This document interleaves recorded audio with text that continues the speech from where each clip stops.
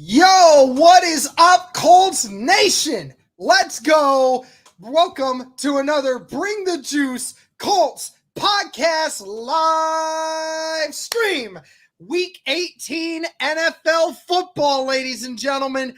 Houston Texans and the Indianapolis Colts on the line. A playoff berth is in line for this game today. Thank you all so much for tuning in. Let's go, everybody. Let me know how y'all are feeling in the chat. We got 130 of you tuning in within the first 10 seconds of this stream going live. Let's go, ladies and gentlemen. Make sure you like this stream. Helps it get out to more and more people. We want to make this the biggest stream on this channel that we have ever seen tonight. All right, let's get into it, guys. Make sure to like that stream. Be sure to comment. Be sure to subscribe. All that good stuff. We are enjoying it tonight. Cody, my friend, the Indianapolis Colts, man. This is like playoff football. How you feeling today? You couldn't have scripted it better, man. I tell you what, this is what we all were thinking for multiple weeks when we saw that Week 18 game. We're like, this could be the game of the year for the Colts and the Texans. Here we are. You know what's crazy, Derek? There are so many scenarios here of what could happen, with the Indianapolis Colts. If the Colts take care of business tonight against the Texans, they get either, number one, they're going to make the playoffs if they beat the Texans. Number two, if the Jaguars somehow lose tomorrow to the Tennessee Titans, the Colts could be hosting a playoff game for the first time since 2015, which is just madness to think about. Derek, I was a freshman in college when the Indianapolis Colts hosted their final playoff game. So to say I'm hyped about this game is a massive understatement. Biggest game of the year for the Colts. And Derek, I know we're going to get into it, but the Colts are the healthiest they've been all year. They have a great opportunity with a very banged-up Houston team to take care of business. Home team, home fans on their back, sold-out stadium. Dude, you couldn't have asked for a better Week 18 season finale for both these squads. Regardless of who wins, I think we're both in agreement. This is going to be an incredible game. Oh, 100%, man. UCF Jaguars in the chat. Guys, the Jaguars are already hopping into our chat here. Sorry, Colts fans, don't get your hopes up. The Jags ain't losing tomorrow.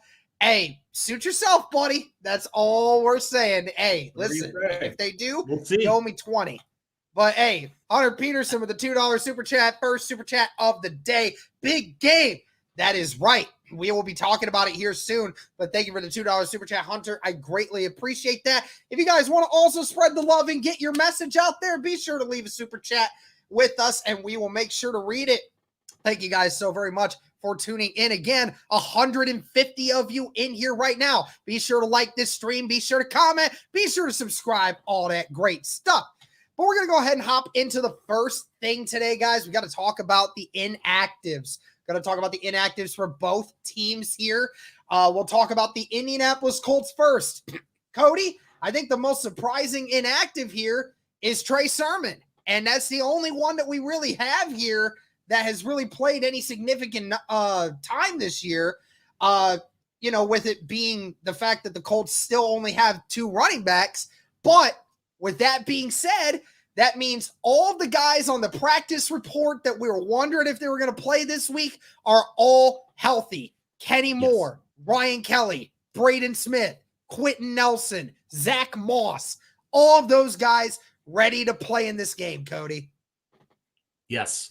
And this is, like I said, the perfect time for you to be the healthiest you've been all year. I mean, this is great. And like we mentioned, Houston is extremely, extremely beat up. And the Colts are, they're winning the injury front right now. Houston's without their best pass rusher and without, really multiple guys receiving the football. The only receiver who's played a significant role this year for them that'll be out there today is Nico Collins. Then you have John Mechie, who has 15 catches all year. And I guess Dalton Schultz would be the other guy that's played some roles for them this year. But really, Derek, you look at it, it's an extremely depleted wide receiver core. Now, obviously, the Texans don't have Tank Dell. He went out earlier in the year with an injury. So they don't really have their top 3 receivers because remember, Noah Brown also is out in this game. So it's a great opportunity for this young Colts secondary to really have a good day against, not some great pass catchers. But again, Derek, we know with a quarterback like C.J. Stroud, how good he's been, he can still make plays happen, even if he is down, who is essentially his 4th-string receiver. He can still make some things happen. So the Colts can't just walk into this game thinking they're going to just dominate, and not allow the Houston to throw the ball down the field at all, because Stroud's that dude. He can make you pay regardless of who, in similar vibes. I know this might get some people riled up, but we saw what Andrew Luck did his first year with literally outside of Reggie Wayne, hardly anybody, rookie T.Y. Hilton and a couple and some other, random guys, but he was able to make it work. And I think C.J. Stroud has some of those abilities as well. So the Colts just have to definitely can take that for granted and everything. But yeah, definitely on the injury front though, for the Colts, it's really looking good. Yep, and we'll talk about CJ Stroud here in a little bit. Our guy Drake with the $5 super chat. Remember the first matchup, Stroud was sacked 6 times by 6 different players. Now no Dell and they're banged up. Could be a big day for the defensive front. You're absolutely right there, Drake. Appreciate the $5 super chat, my guy. But yes, talking about the inactives for the Houston Texans. We talked about Jonathan Grenard in the preview. We talked about how he most likely would not be playing in that matchup. And then we heard about Robert Woods. We heard about Noah Brown. And then, you got some backups in a couple cornerback and guard positions. So, I mean, you're right, Cody. They are going into this game with Nico Collins or nothing, really. It's definitely a very slim wide receiver core, no doubt about it. Indy's young secondary will have to take advantage. Pharaoh with 1K with a $2 super chat. If we sit in soft zone all game, I'm going to freak out. That's what's about to happen, man. You know what's about to happen. But, hey, listen, we're going to talk about it one more time here, Cody. This is it. Win, and you're in. Playoffs on the line. It cannot get higher for either of these teams right now. I mean, what do you think is going on inside both of these teams' psyche right now, knowing these were 2 of the worst teams in the NFL last year, and now here they are fighting get to the big stage? It's truly incredible, the turnaround with both these squads. And definitely, starts with the head coaches. Like we talked about, Shane Steichen, we already know what he's done with his team, and D'Amico Ryans, who, if you remember, Derek, back in kind of the, when we were in the coaching cycle, D'Amico Ryans was one of those guys that I was extremely high on as well, because he's the type of guy that can get the best out of his players. And so both these guys, I think, definitely should be in consideration for Coach of the Year. I think if it wasn't for what Kevin Stefanski's doing over there in Cleveland, these guys would be the clear 2 front runners, and they still might be in certain ways, just considering what they've done. But yeah, what can you say about both these teams? Just the major turnaround they've had from being 2 of the worst teams in the league, and crazy how in the span of a year we go from a Week 18 game that determines so much about your future in terms of draft capital to now the following year, a Week 18 game that determines your destiny in the playoffs and potentially a championship. It's crazy to me that we're at this point. But yeah, definitely both these teams, even though it is a regular season game, this is a playoff game, Derek. We've talked about it at length now. Like, this is a playoff game, playoff atmosphere, and both these teams know all they have to do, like you said, win and you're in. That's all that matters. That's what Shane Steichen's been preaching all week.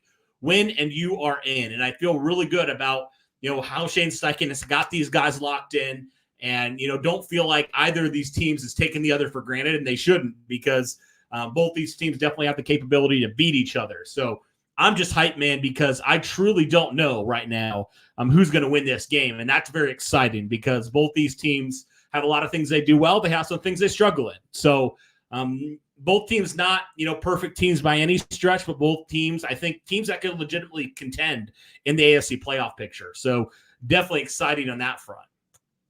Tom Gambrill with the $2 super chat. So nervous, I feel like I'm suiting up. Dude, I've been saying it, Cody, since yesterday, it felt like Christmas Eve. It felt like Christmas Eve all over again. I know what's about to happen. I know what's coming. but I'm still waiting in anticipation for what I may see. It feels so great. It feels awesome. We have 175 of you watching right now. Be sure to like this stream, guys. Please, it helps the algorithm, helps it get out to more and more people. Thank you so much for doing that. Be sure to comment. Be sure to subscribe. All that great stuff, guys. Let's go ahead and keep on going. Minshew Mania, one more time, Cody. Can Minshew Mania get us to the promised land one more time? We saw what happened last time against the Houston Texans. Gardner Minshew had no problem throwing the football against the Houston Texans. Do you think that he's going to have a problem with it now? I don't, especially considering, Derek, in the week 2 matchup, they had Jonathan Greenard in that game, who's the leading sacker of the Houston team this year. And one thing before, I know, we talked about injuries, but I want to throw this out there, even though these players will likely be playing. Derek, this Houston defensive line, every single player at one point this last week did not practice. It only came till Thursday when basically all 3 of their guys, Will Anderson, Malik Collins, and Sheldon Rankins, all practice. So if that tells you anything, like, this is a beat-up Houston team that even though their guys will be out there, they're not 100%. So I think Gardner Minshew will have a lot of time. I mean, we saw what the Indianapolis Colts were able to do against Max Crosby and the Raiders, and what they've been able to do when fully healthy against some of these elite pass rushers like the TJ Watts of the world, Alex Highsmith in that game. I know TJ Watt wrecked the game early, but the Colts were able to contain him. He didn't wreck it later on. So I think the Colts have a capability with all 5 of their starters playing in this game to really protect Gardner Minshew well. And really be able to allow him to look down the field and find guys open. And Derek, let's be honest, outside of Derek Stingley, who we got to shout out because he's having a great year for sure, they don't have a whole lot in terms of their secondary. Their secondary is one of the worst in the NFL, and the Colts have a great chance here, especially with guys like Alec Pierce, Josh Downs, Kylan Granson, Will Mallory, all these guys. I think there's a lot that the Indianapolis Colts can do in this game and have a lot of advantages down the field and in the passing game. The only question is, can they contain and can they protect Gardner Minshew and allow him to basically do what he did in that Raiders game, where he had all the time in the world. He could look downfield. He could find Alec Pierce. He could find Josh Downs for 50 yards. Like the things like that. I think if the Colts protect Gardner Minshew like they did a week ago, they're going to win this game, and they're going to move the ball effectively. Absolutely. I think that the biggest reminder of what happened the last time that the Colts played against the Texans, remember that was basically 125-yard day by Zach Moss, both on the ground and in the air. So it was a day where Zach Moss did a lot of damage to the Houston Texans defense. Yes. And it's one of the better performances that any running back has put on the Houston Texans this year. So, I mean, again, like I said before, Indy has a very great way of running the football against Houston. No matter how good their defense always seems to be, Indy just finds a way to do it. And we got to talk about the 2-headed running back monster, which is Jonathan Taylor and Zach Moss. They're both healthy, both playing in the game. It feels like forever now, Cody, that we've had that situation where they were both healthy going into the game, and hopefully they will both stay that way. It feels like it's been that way since week 5, but you now have Jonathan Taylor and Zach Moss behind this offensive line that is healthy. How do you feel? What's your confidence level in Jonathan Taylor and Zach Moss being able to make some big plays for this offense today? It's a little bit higher than I thought it might be, especially considering, like I mentioned, the banged-up Texans defense up front. I definitely think the Colts will have an opportunity. And, Derek, also the fact that they seem to run the ball a lot better at home as opposed to on the road. Like we saw what they did, against the Steelers at home and also against the Raiders at home. They ran the ball at will.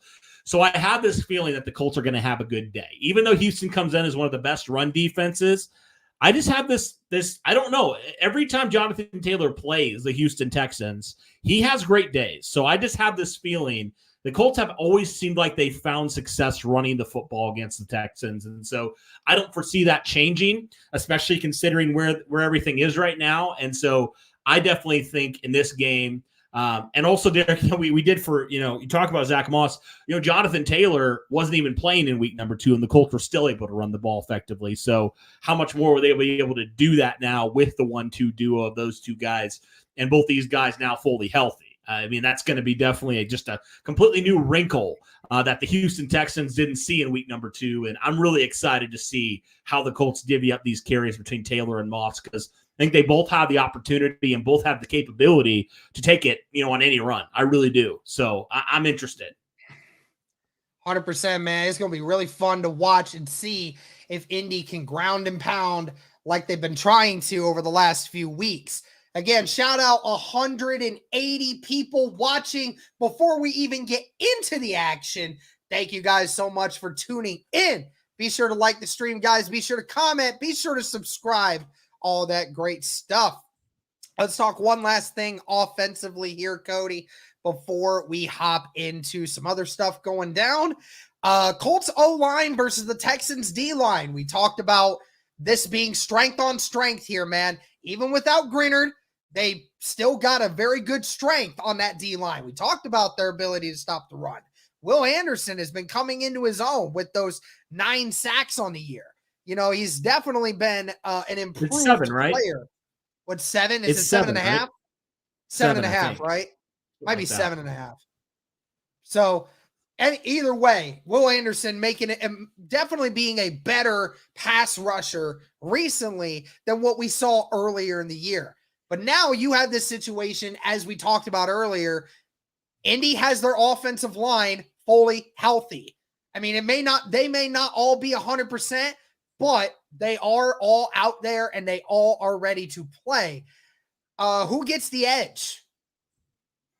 I mean, I think we just, we talked about it already, but I know Ryan Kelly was kind of a game time decision, but Derek, he went back into that game. It's not like he was out and he missed the rest of the time. And even with Will Anderson, Derek, he played something like 10 plus, not even 10 snaps or whatever. It was a very minimal amount of snaps. So he's clearly not even 100%, not even close if he's missing that much time. So I got to give like I said, I got to give the edge to the Indianapolis offensive line just because the injury situation, and just because also I think they're starting to come into their own, and also the fact that they're playing at home and they run a lot better playing at home. So that's what I would say. But again, we've talked about this Colts offensive line. They cannot be spotty.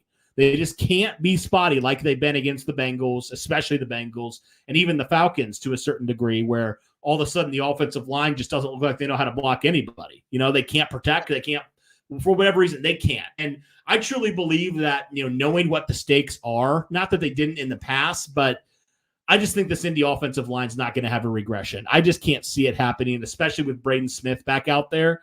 So I got to go Indy. All right. Well, let's go ahead and hop into our trivia question. Cody, I have a trivia question every single stream that we get into. It's always a fun time to interact with the fans and everyone here that wants to see what's going on. So guys, again, I'll place the question right here, and then you guys just answer it in the comment section below. But here we go. T.Y. Hilton, part owner of the Texans, has over 1,800 yards against the Texans in his career. That puts him where on the all-time list for most yards against a single opponent in NFL history? Is it A, 8th all-time, B, 12th all-time, or C, 15th all-time? Now, it is interesting, Cody. I will say this, that when it comes to actual player, if we took away the fact that a couple of these guys did it multiple times against a bunch of different players, he's actually he's actually top 10 when it comes to it might actually even be way higher than that if you take away what everything has been with Jerry Rice and Larry Fitzgerald and all that stuff. But what do you think? What's your answer to this? Okay. I'm going to say 12th. I see a lot of B's, so I'm going to say 12th. Yeah. Okay. All right. I see a couple A's. I see a couple B's. Lots of B's. Okay. Lots of B's. All right. Few Well, A's, yep. the correct answer is B. 12 all-time most receiving yards against a single opponent in NFL history. If you actually take away the people who have done it multiple times against multiple different teams, Cody, he's actually, hold on, I'm going to make sure I get this right because I want to make sure that that would actually put him 7th all-time for the highest single career high over someone. So like Rice, Fitzgerald. Actually, it's quite funny because there's another guy on this list, Cody, that actually is 6th all time against another team. Any guesses on who that might be? I want to say Reggie Wayne. Okay. But I don't know which team. You are correct. It is Reggie Wayne. Now against the Tennessee Titans. Wrong. Okay. Yeah, you'll get another guess. Can you give me a hint? All I can say is the AFC. If I give you much more, it would give it away. Reggie Wayne against. We'll say that. Okay, I'll say the Jaguars. That is correct. Okay. He is 6th all time with over 2,000 yards against the Jacksonville Jaguars. 2,028 yards in 25 games against the Jacksonville Jaguars. That's crazy. I just remember a few Reggie big touchdown catches against the Jags, so that's why I thought about them. But he torched all their secondary. So I mean, it's like, oh yeah, whoever, that's funny. 100%. That's crazy how that works. 210 people watching, guys. Thank you so much, everyone who is tuning in to this live stream where we will be doing a live play-by-play reaction to the Indianapolis Colts, who are at Lucas Oil Stadium with the Houston Texans coming into town. Thank you guys so much for tuning in tonight. Let's go ahead and hop to the defensive side of things, Cody. We got to talk about CJ Stroud, man. We got to talk about CJ Stroud. This guy has been incredible this year. No doubt about it. He has been the best quarterback in the AFC South this year, and it's really not even been close. Now, unfortunately, that's because Anthony Richardson got hurt this year and wasn't able to actually combat him. But CJ Stroud has been a phenomenal quarterback this year. And, I mean, it definitely has me concerned with facing CJ Stroud because we talked about the last matchup. Dude threw for 350 yards against the Indianapolis Colts, albeit it was a little bit more garbage time because we were up by 21 at one given point. But CJ Stroud did have complete 65% of his passes for 350 yards and 2 touchdowns in that game. So he played a very good game against Indy, and it basically kicked off his campaign to try and be Rookie of the Year because from that point on, CJ Stroud became the CJ Stroud that we know. So what do you think is the key to slowing him down, man? How are the Colts going to slow down CJ Stroud? I think the only way you can is, like we talked about, getting pressure on CJ Stroud. What's up, 713? Good to see you in here, man. But I think it is that consistent pressure, Derek. We talked about it already. The Colts were able to sack CJ Stroud 6 times in that game, and they were able to really slow down some drives. Now, again, he kind of got cooking there later on, but again, how much of that was garbage time versus whatever, and also the fact that, you look at the players who were in that game. There's a lot of new players in the secondary that didn't play a whole lot for the Indianapolis Colts in that game, namely Juju Brents, who's going to be your number 1 corner. He didn't play in that game. Remember, he played the next week in Baltimore. That was his rookie debut, if you will. But so the fact that the Colts have a lot more, I think, talent out there, because you think about it, it felt like they were really attacking one player, and that was Darrell Baker in that game. I mean, Nico Collins had over 150 yards, and it seemed like he was only against one guy. So, again, how much of that does that change some things? And, Do the Colts feel like they have a better chance in this game with, I think, a better secondary in certain ways? And obviously not without Julian Blackmon, of course, but I'm just interested because on paper, your corners are a lot better than they were against the Houston Texans in week number 2.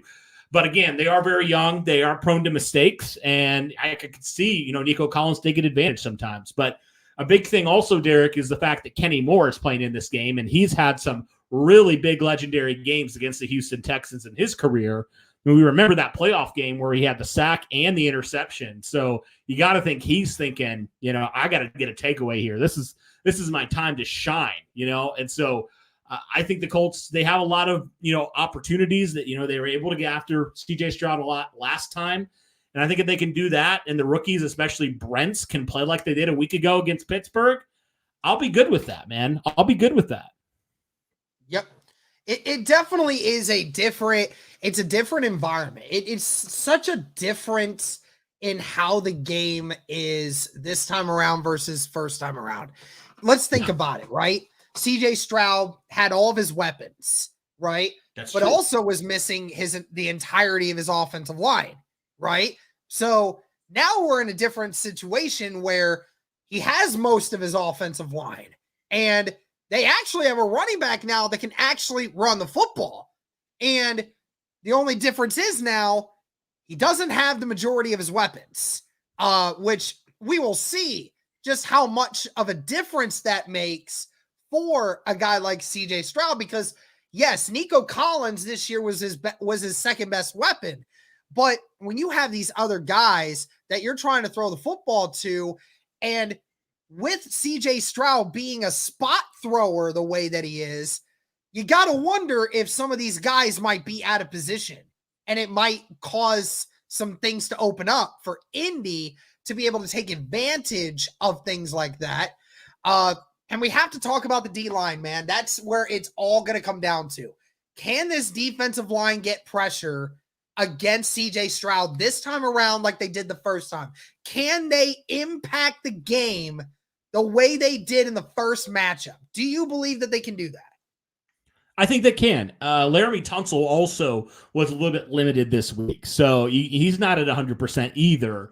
Houston's down to like their third center. They don't have Titus Howard in this game, so they have a lot of patchwork guys still on their offensive line. While they're maybe a little bit healthier, I know they have Juice Scruggs in there, the rookie they took this year. I believe he's a rookie this year, either rookie or second year. I can't remember offhand, but anyway, Houston definitely has a better offensive line, a healthier offensive line. But they're still very susceptible, Derek. They still have a lot of issues on their offensive line. So I truly do think Indy can take advantage of it. I really do. I think they showed some really good things early on in that Raider game against Aiden O'Connell. And then they kind of in the second half, they didn't do a whole lot. So you got to think with how big this game is, the defensive line hopefully has saved their best performance for last, because that's what it's going to take, I think, to slow them down. And, like you said, like really the only player, in the wide receiver core, Nico Collins, and all these other guys that really haven't played with CJ Stroud in games. So, is that a big factor in this game? Are there some miscommunications? Are there some ways the Colts can take advantage of that? So, but yeah, it does, first and foremost, it does start with getting after CJ Stroud and making him uncomfortable, disrupting timing, and, situational pressure as well, Derek, I think is going to be big. In the third and medium, not allowing, like we've seen the Colts do, teams to convert third and longs. You just can't allow that to happen. You can't do all that good work on first and second down and then just allow a completely random, stupid play on third down to kill the momentum. And then all of a sudden you're tired, hands are on your hips, and, you're letting the offense go down and score potentially. So yeah, the Colts just got to be better situationally than they've been on defense. And I think that does start and end with getting after this quarterback and disrupting his timing. So, yep. Are you concerned with Indianapolis and stopping the run? Now, it's kind of funny that we're talking about that because typically you never associate the Houston Texans with, being able to run the football. But I mean, when you look at just what Devin Singletary has done over the last 5 weeks, or even really all year, I mean, when he went to Houston, I mean, 3 different times this guy has ran for over 100 yards in a game. And even recently, I mean, it ran for 80 yards against the Titans, ran for 121 yards the first time against the Titans, ran for 112 against the Cardinals and 150 on the Bengals. So, Right. you know, they have found a good weapon in Devin Singletary, who has played very complimentary football.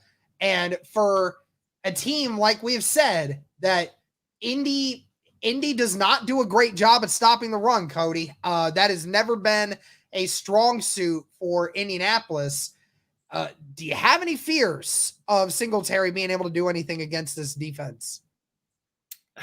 So you say they're not good against stopping the run, but Derek, I look at their last 2 home games, what they've done against some pretty stinking good running backs, I would say. I think personally, I guess maybe not against, but the Raiders have been able to run the ball, but the Colts did, I think, a good job against the Raiders. You know, they let like 3 yards a carry or something. You know, they were good against them in situational third and shorts.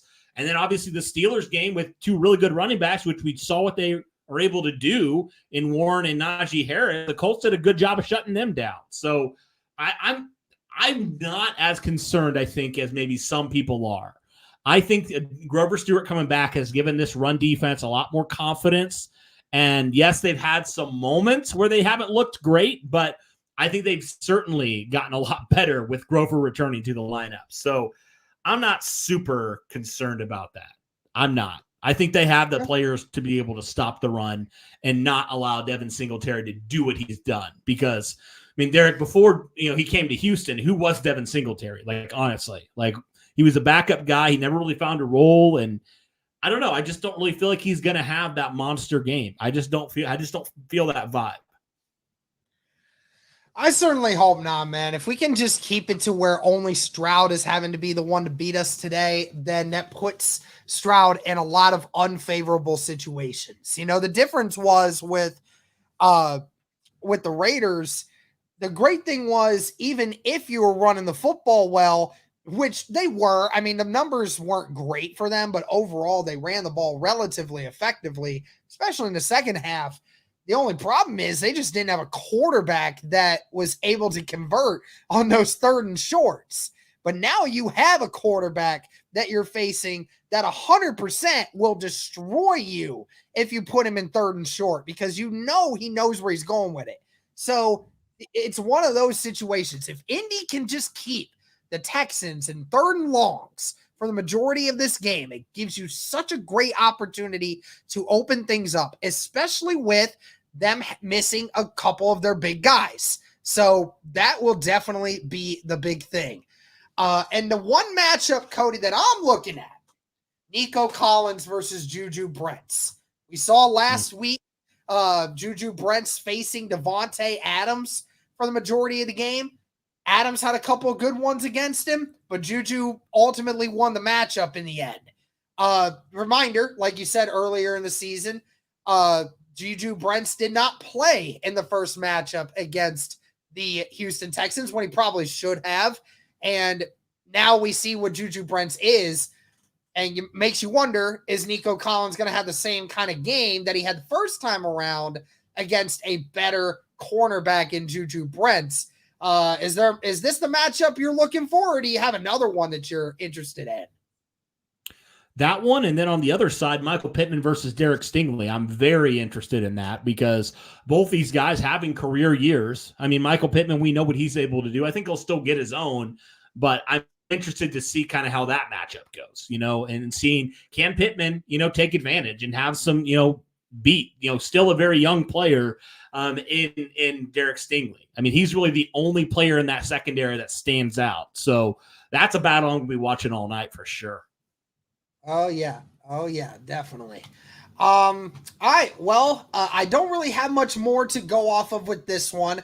We'll go ahead and hop into some games around the league, Cody. We'll go ahead and just talk about some other matchups here. Because remember, after tonight, the whole Sunday of football still left to be played. Playoff implications for a couple of these teams still in question. And we'll go ahead and hop into that real quick. Let's go ahead here. First one, the game that every AFC South team will be looking at tomorrow, and that is the Jacksonville Jaguars versus the Tennessee Titans. Titans at home. Jaguars, if they secure the victory, will win the AFC South once again. How do you see that game going down, bud? That's a great question. Ryan Tannehill's going to be playing, so I'm hoping he has the game of his life, man. I'm really hoping that he just absolutely,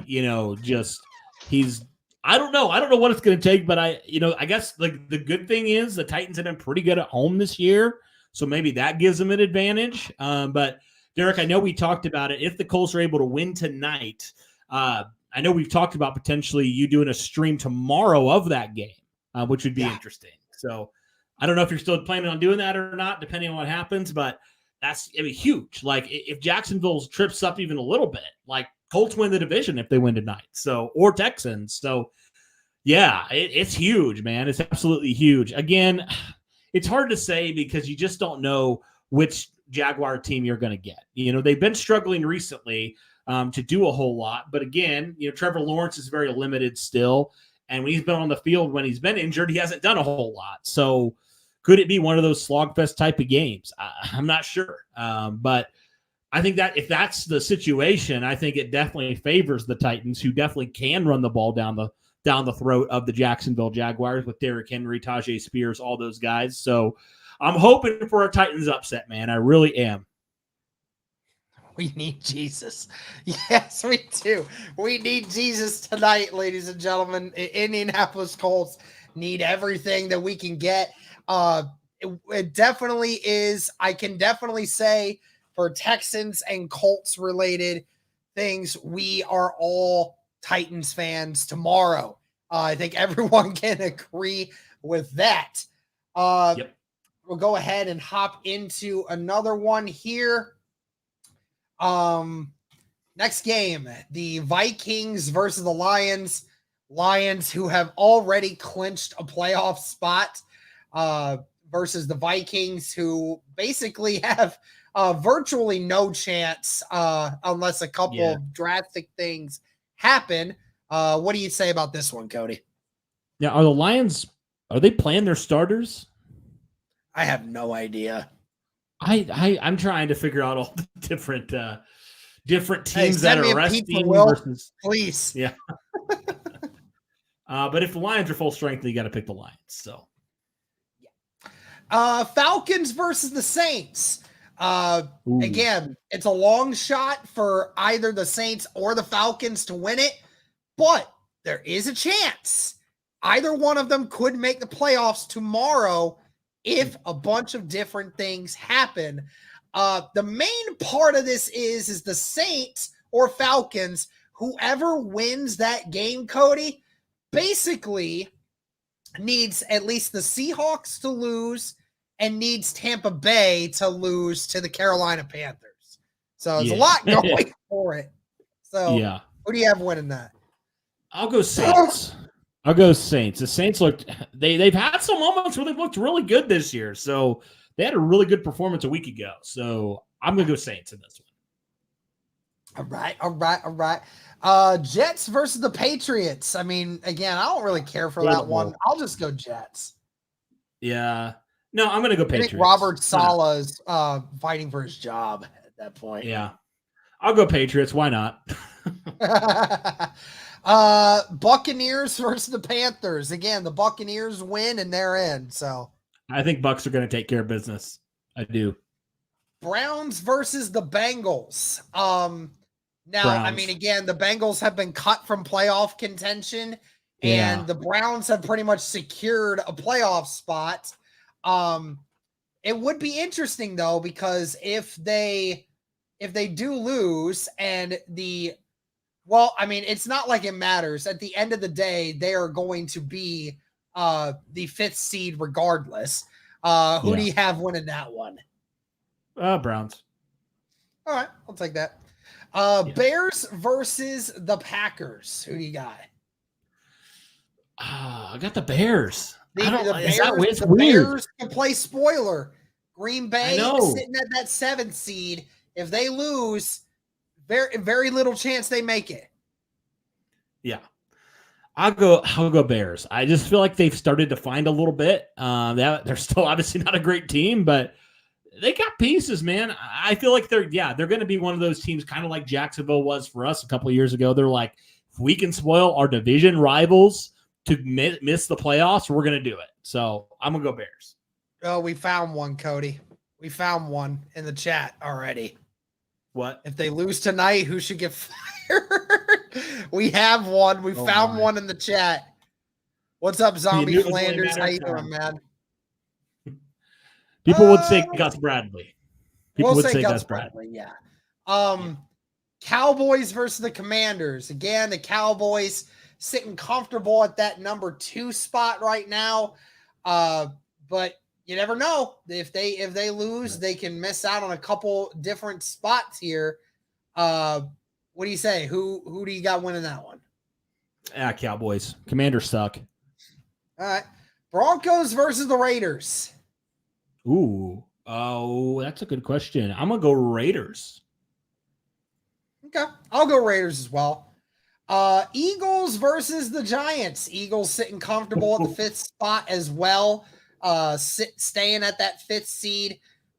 Well, I'll tell you what, if the Cowboys lose and the Eagles win, they're sitting at that number 2 spot. Yeah. It's like, it sucks because I feel like both these teams are not playing good at all right recently. I mean, Giants all year, but like the Eagles just have been disappointing this year. But I guess I'll go Philly. I don't know. The Giants could play spoiler. I could see that happening. True. Seahawks versus the Cardinals. Cardinals who just beat the Eagles. And, I mean, the Seahawks, they're praying for a Green Bay loss this week. If they lose and Seattle wins, then Seattle makes it in. Okay, I'll go Seattle. Okay. With how much is at stake? Rams and 49ers. Again, 49ers have secured the number 1 seed. Not worried about that one. We know what's going to happen. The 49ers are going to rest all their guys. I'm 95% sure the Rams win it. Yeah. The Rams are hot right now.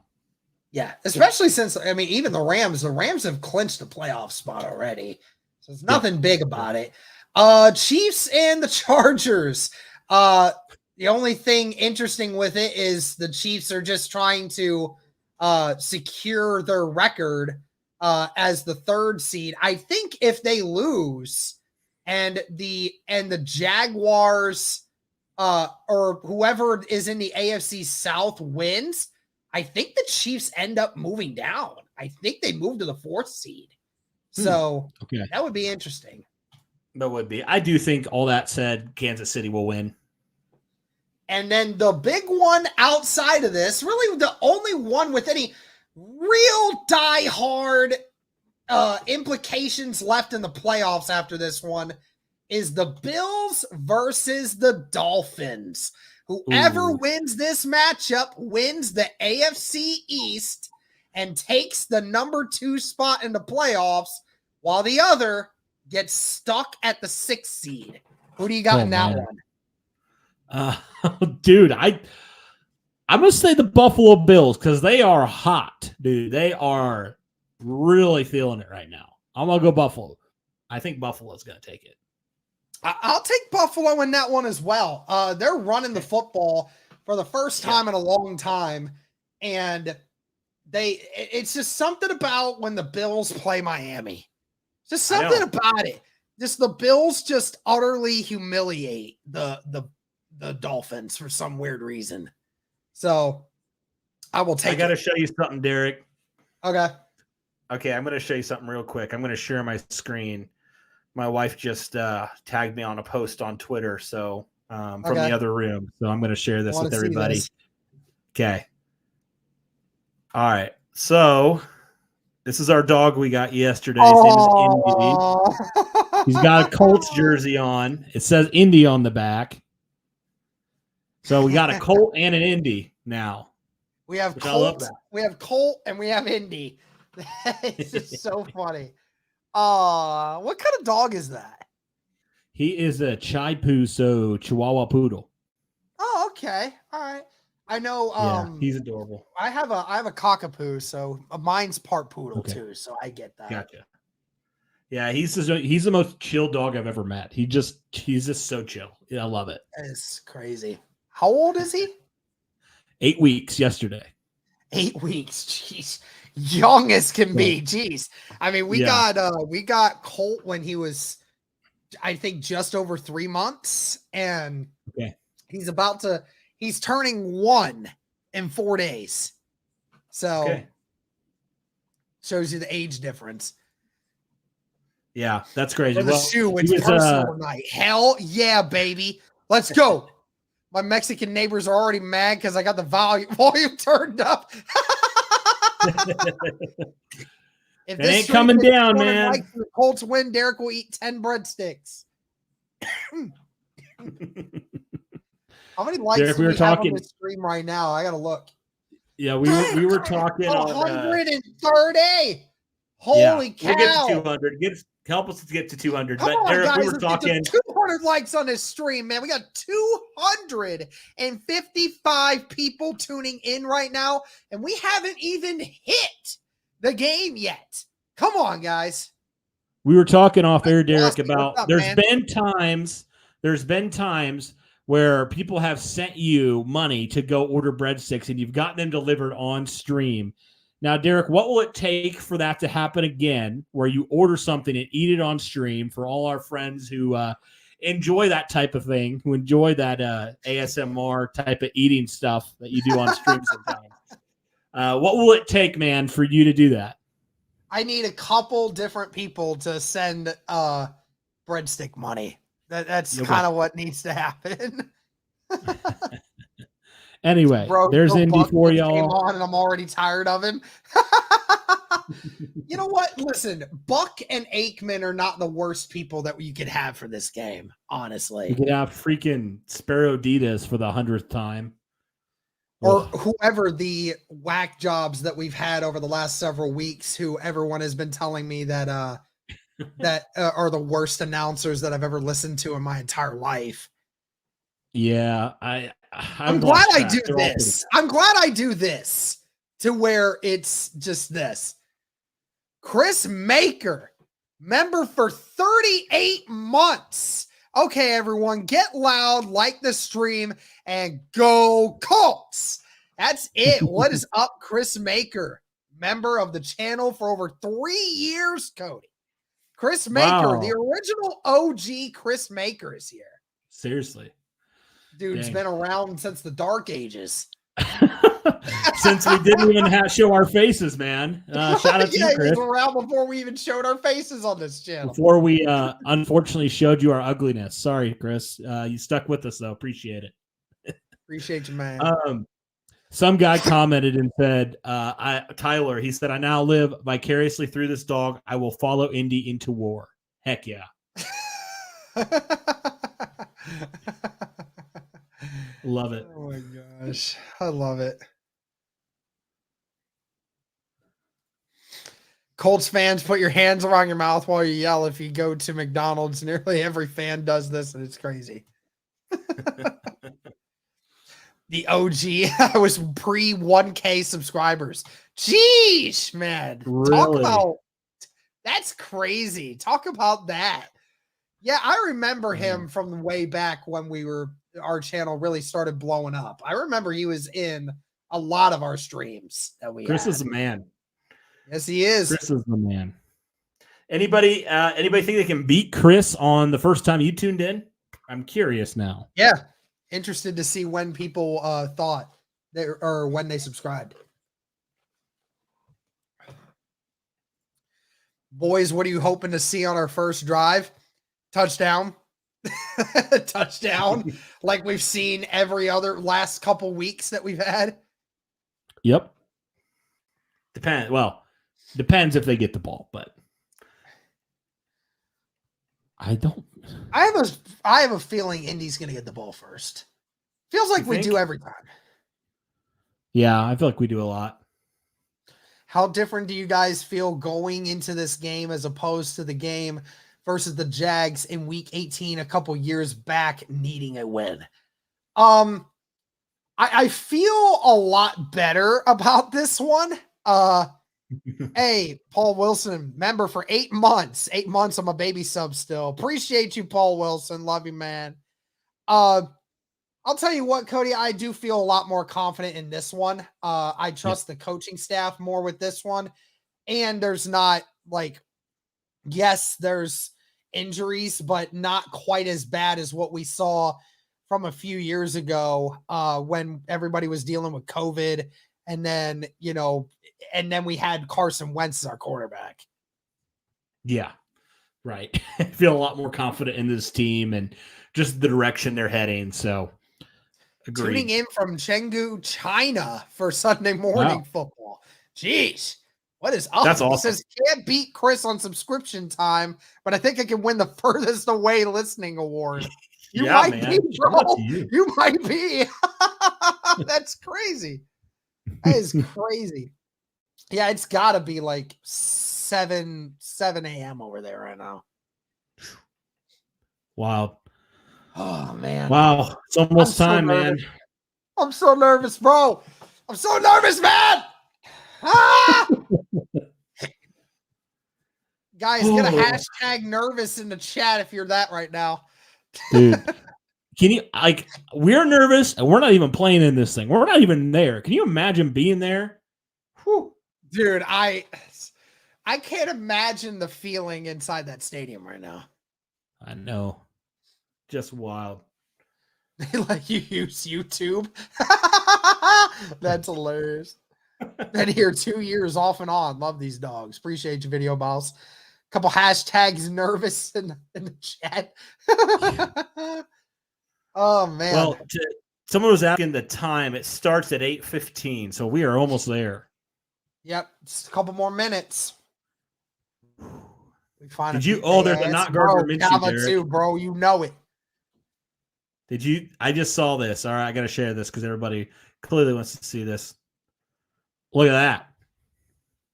Hey, not Gardner Minshew. In case you didn't know, looks like Bob Marley infused with Gardner Minshew, bro.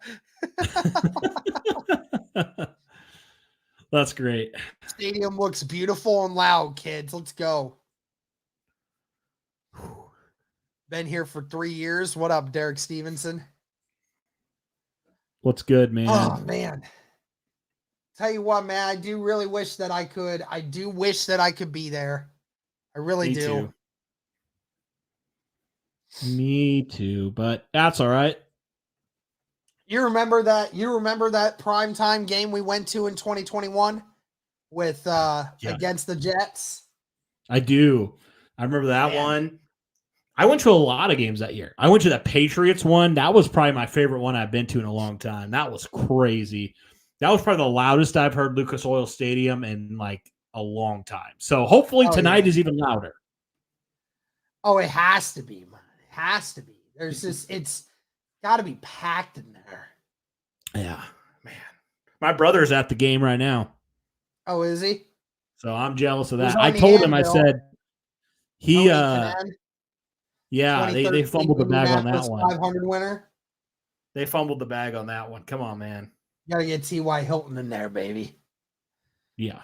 Sub since 2020, I think. Y'all still killing it. Dom Diddy, what's up, man? Go Colts from Atlanta, Georgia. I think I remember meeting that guy one time. I think he went to a game, and I think I remember seeing you. My last primetime game was Luck's last regular season game in Tennessee. Oh, I remember that game. That was awesome. Yeah. That was a great game. That was. That was wild. All right, man. Well, it's about time, so I'm going to head off, and we're going to get this thing rolling. Sounds good, man. I appreciate you. Hey, listen, shout out to everybody in here. 355 people watching currently before we even get started. Thank you guys so much for tuning in. Make sure to put a hashtag Cody in the chat before we head out. Thank you guys. Yes, and get us to 200 likes on the stream. Don't rage tweet too much. All right? Yeah, I'll try. We'll see.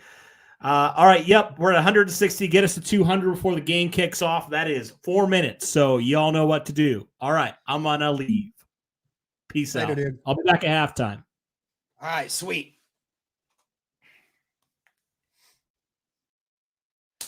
Here we go, ladies and gentlemen. Let's go. 163 likes on the stream, guys. Thank you so much for tuning in. We need this one today, baby. Indianapolis, they win. They make it in. Come on. Let's go.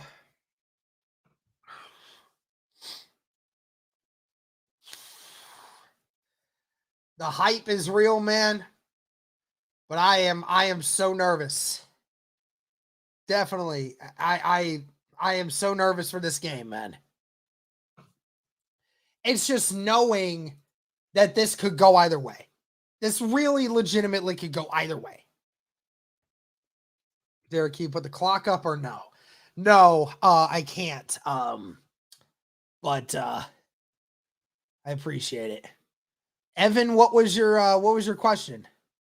If Colts lose, who will have their last game in an Indy uniform?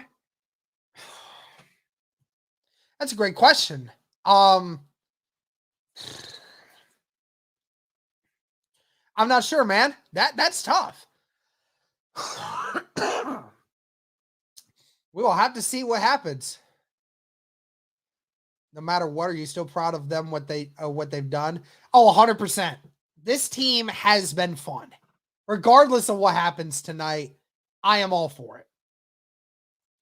I found it, been subscribed since February 15th of 2020. I don't know what number that would put me, though. Put you probably pretty early. Probably put you in the first, 1,500.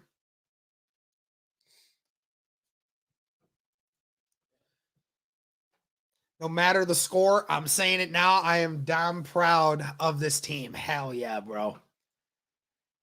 I'm very happy with this.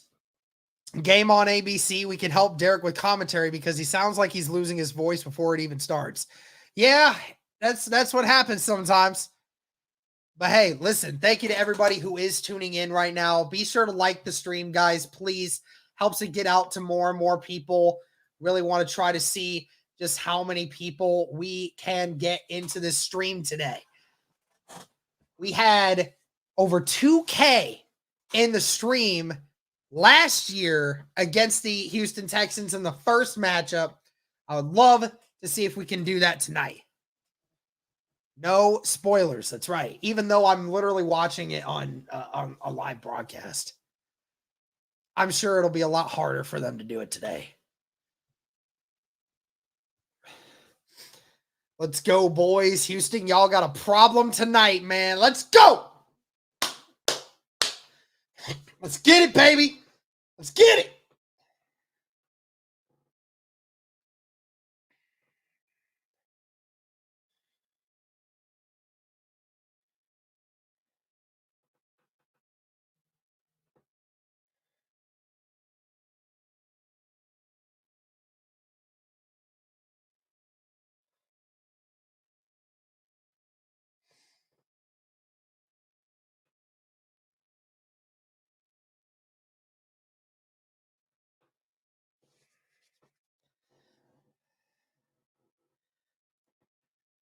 Yeah, bro. This is crazy, man. It's crazy. All right, here we go. Colts football. It is time. Lucas Oil Stadium, a Saturday night football. Playoff football between the Indianapolis Colts and the Houston Texans. Winner gets in and winner goes home. The Colts will be receiving to start. Let's get it, baby. Let's get it. Gardner Minshew will get the ball to start this game. Bring the juice. Let's go. Let's go, baby. Yes, Ryan Kelly's playing. Texans are set to kick off. Fairbairn. Back to kick. And we are underway. Downs will not return this one. He fair catches it. And Indy will start it out. Let's go. Here we go. 12th consecutive start for Gardner Minshew tonight. His most important one of the season for the Indianapolis Colts, who get all of their starting offensive linemen back and both their great running backs back for today. 2 receivers to the left, tight end on either side, ball starting at the 25, downs, will motion to the right. It's going to be a handoff for Jonathan Taylor. Taylor tries to cut back, doesn't get anywhere, gets a gain of about 3 before being brought down. Will definitely be interesting to see how much Indy will run the football in this game. Remember, the Houston Texans have a really good defense against stopping the run. But Indy on their first drive likes to run the football a lot to try and set a tone. Minshew under center. 1 receiver to the left, 2 to the right. Tight end on the right as well in bunch formation. It's going to be a toss. Jonathan Taylor, nowhere to go, and Jonathan Taylor actually even loses half a yard before being brought down. There is a flag on the play. Bill Vinovich and their staff here. Illegal use of hands, and they're going to get it on the defense. That's going to be an automatic first down. That penalty on number 25, Desmond King, the corner. This Texans team led by first-year head coach D'Amico Ryans. Both these coaches coming from the 49ers and the Eagles. Both have done a phenomenal job in turning around their programs. We'll see which one gets the edge tonight. Shout out to the 240 people watching, guys. Be sure to like the stream, comment, subscribe. 1 receiver to left and right, tight end on both sides. It's going to be a pass for Gardner. He's going to throw it to Pittman. Pittman goes out of bounds after a gain of about 5. Good first throw there by Gardner Minshew. It's just going to be a simple out. And the Texans were playing very far off from that one. 2 receivers to the left, 2 tight ends on the right. Ball at the 39 of Indy. Minshew in the shotgun with Jonathan Taylor. Doing some switching. It's going to be another pass for Gardner. Gardner steps up. Gardner just going to dump it, and it's caught by Pittman, and he gets the first down. That's a gain of 6. Great job there by Gardner Minshew to step up into the pocket, avoiding the pressure. There was pressure there up the middle, but Gardner was able to avoid it and get it to Michael Pittman, who was coming across the middle. 2 receivers to the left, 2 tight ends on the right. Colts going with a no huddle. This is the play that they've been trying to work on all season. It's going to be another pass here. Gardner pump fakes. Gardner is just going to toss it to Michael Pittman. Pittman has room. Pittman gets hit hard. Depending on where they spot him, it looks like he's going to be a yard shy of a first down. Gardner was under pressure there, but a great toss by Gardner Minshew at the end. The Alec Pierce was wide open again in the backfield, and it's like they abandoned Michael Pittman. 2 receivers to the right, 2 tight ends on the left. It's going to be another run for Jonathan Taylor, and he's going to get 2. And that's enough for a first down. Indy to the 44 of Houston. Doesn't have to look pretty as long as you get that first. You know the Texans are going to be aggressive with their run defense. Colts actually going in the huddle this time. 12 minutes left in the first quarter. Colts first drive, moving down the field well. Minshew under center, 2 receivers to the right, 1 to the left. Tight end on the right, ball at the 43. It's going to be play action. Gardner stepping, Gardner looking, doesn't have anyone. He's going to run it, and he's going to slide at the 34. They're actually going to mark him at the 33, so he's a half yard shy of a first down. Great play there by Gardner Minshew. And this is a very underrated aspect of Gardner Minshew's game. He has that ability to do that. We talked about Anthony Richardson being able to do it this year, but with him being hurt. But Gardner's been able to do that a couple times this year. 2 receivers to the right, 1 to the left. Tight end on the left. It's going to be another run here for Jonathan Taylor. Taylor with a good run. Brings it, moves forward, and the pile brings it down to the 20. A big run there by Jonathan Taylor, who just ground and pounds, and nobody can bring him down. 11 minutes left in the first, and the Colts are in the red zone. Just nobody in the middle of the field, and Jonathan Taylor takes advantage. 3 receivers to the right, 1 to the left. Bunch formation on the right.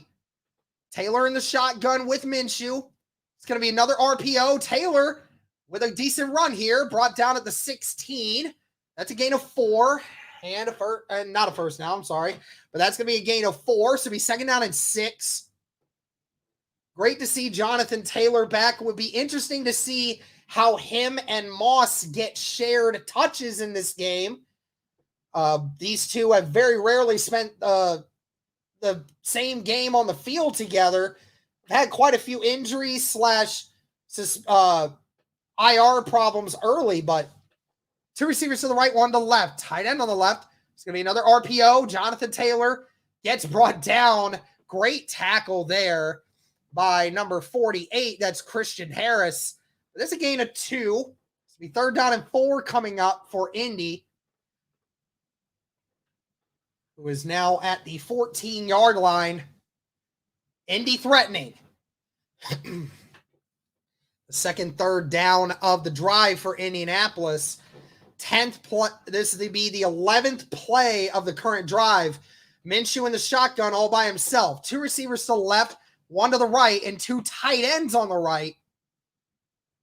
Now Goodson will motion back into the backfield. Just going to pretend fake. Gardner looking, throws to the right. It's a bad throw, and Goodson couldn't stay up. If it was a better throw and Goodson had stayed up, that could have been a touchdown. But just a bad throw there, and the Colts will have to kick a field goal. Goodson was wide open. Nobody knew who to get, and Goodson didn't stay up on his feet, and Minshew didn't deliver a great throw. The Colts are pretending or keeping the offense out and forcing the Texans to do substitutions. Indy thinking what they want to do here. I don't know if they're going to go for it or not. I doubt they will. And they're not. And they're going to call a timeout. Try to get the Texans to do something crazy. They're actually going to take the flag and then kick a field goal from what would be the 19-yard line. So this will be a 37-yard field goal for Matt Gay, who has made 81% of his field goals this year, has had some troubles recently with kicking, mainly due to a hip injury. Let's hope that we can see a 38-yard attempt this time around.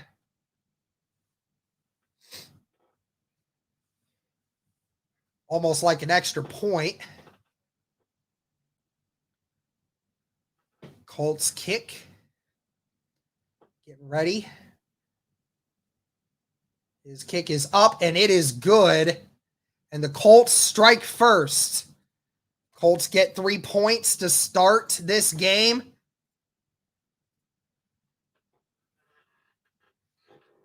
And Indy strikes first. We'll see how CJ Stroud does on this next drive.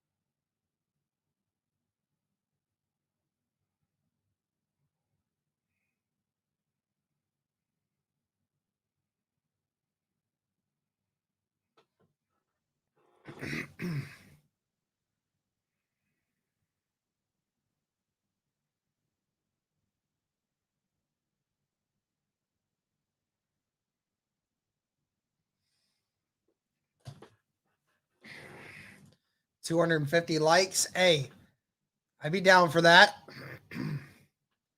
We got to reach 200 first. Only 2 likes away, guys. Help us get to over 200 likes. Come on, help us out. There's over 300 of you in this stream right now.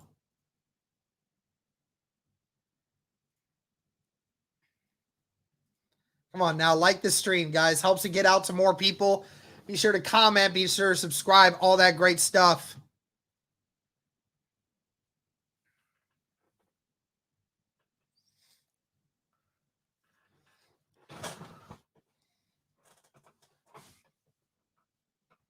See how Indy does.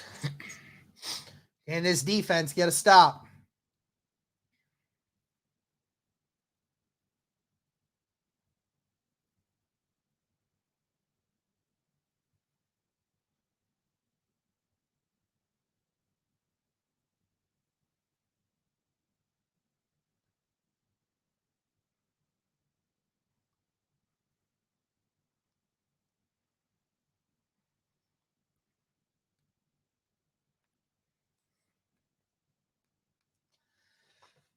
All right, Colts set to kick. Matt Gay's kick is away, and this will not be returned. So now Houston will start at the 25, and the C.J. Stroud-led Texans come out. C.J. Stroud, a phenomenal rookie campaign, one of the best rookie campaigns that we have seen in recent memory for a quarterback. See what he can do here in Indianapolis. His first time in Indianapolis in a primetime game. Remember the stakes for this game, ladies and gentlemen. Winner takes a playoff berth and the loser is eliminated. First down and 10, 9:15 left in the first quarter. One receiver to the left, 3 tight end formation for Houston. Stroud under center. It's going to be play action. Stroud with time. Stroud looking deep. He's got a man and he's wide open, and that's Nico Collins, and it's a touchdown. One play, and the Houston Texans score a touchdown on the opening play of the game. It took one play, and Nico Collins gets a 75-yard touchdown reception. Stroud had a lot of time and allowed Nico Collins to get this. It's just a straight burner, and Juju Brents just gets burnt off the route. Juju Brents just gets burnt off the route, and just like that, the Texans have an early lead, and that kick is up and good. Took 9 seconds, and Houston is already up in this game. No safety help at all. It was just straight 1v1, and there is no one there.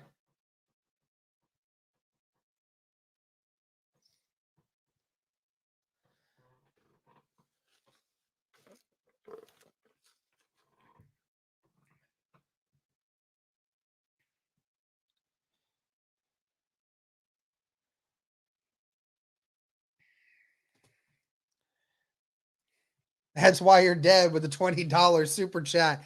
Thank you very much for the $20 super chat. I greatly appreciate it.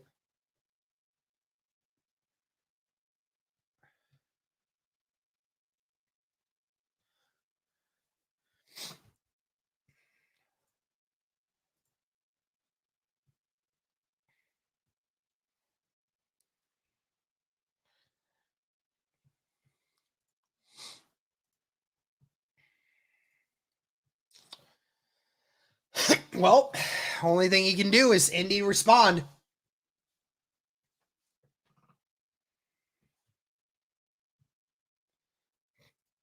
All right. Get used to it. That's okay. It's okay. Thank you for the $5 super chat, by the way. But it's okay. It's all right. It's just one play. Chill, man. Chill. It's all good. It's all good.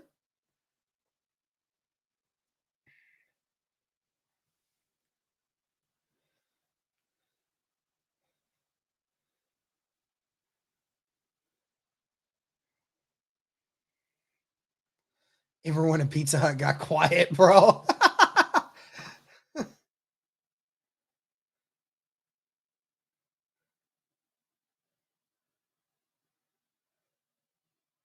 Trey, get the hell out of here, bro. You don't even belong in this stream. Shout out to the 400 people watching, guys. Thank you so much for tuning in. 7-3 lead Houston over Indianapolis. 9:06 left in the first quarter. Texans one play, 75-yard deep pass to Nico Collins. It did not take long for the Houston Texans. And Indy, who took almost 6 minutes off the clock on their opening drive to get 3 points. And Houston did it in less than 10 seconds. Downs is going to actually return this one. Downs going to go off to the right, and Downs get brought down at the 23-yard line. It's right at about the same spot that you would normally be in. Nick Cross here gets fooled by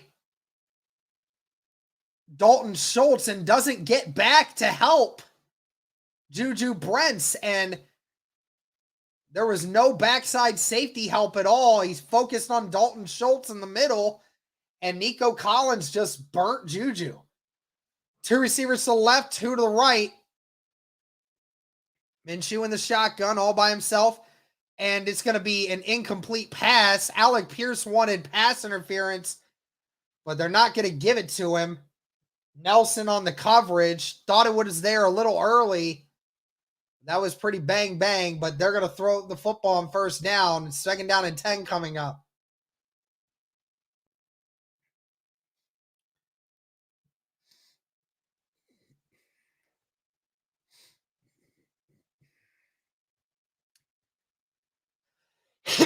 Two receivers to the right, 2 to the left. Tight end on the right.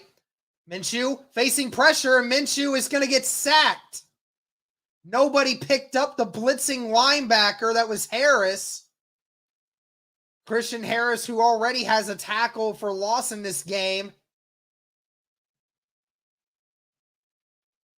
Christian Harris on a delayed blitz. Comes off the left side there, and Minshew doesn't see it. And Pittman was wide open in the middle of the field, but wasn't able to get rid of it. So be 3rd down and 18 coming up. 2 receivers to the left, 2 to the right. Taylor in the shotgun, and they're going to hand it off to Jonathan Taylor. And Taylor gets back to the 24. So that was a gain of 9, but it is not going to be enough for a first down, and Indy will go 3 and out.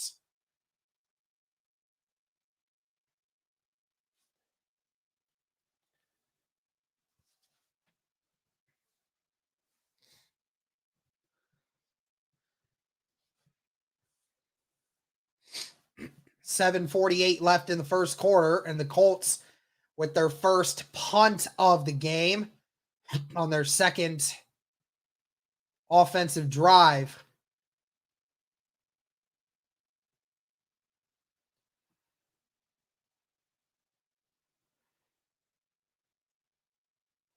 Sanchez's punt is away. And it's fair caught at the 23 by Desmond King. Houston gets the ball after their first offensive drive was just 1 play. We'll see how they respond with this one.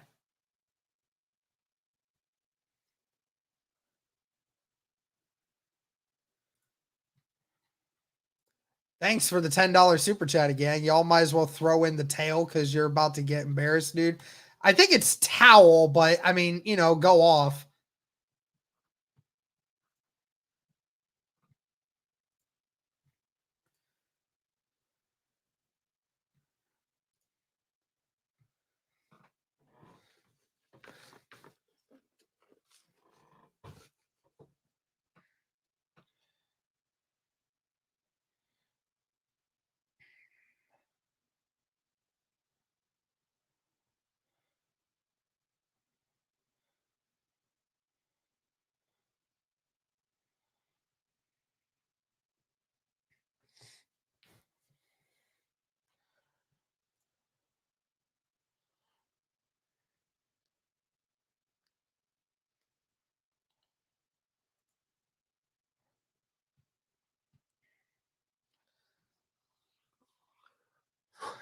Shout out to the 350 people watching, guys. Thank you so very much for tuning in. Be sure to like the stream, guys. Be sure to comment. Be sure to subscribe. All that great stuff. Thank you.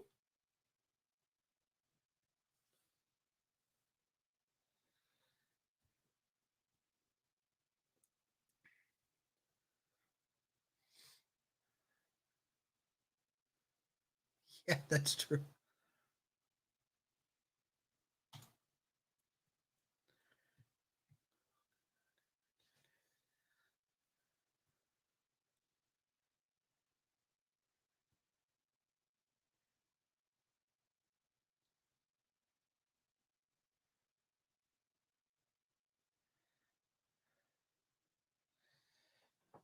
All right.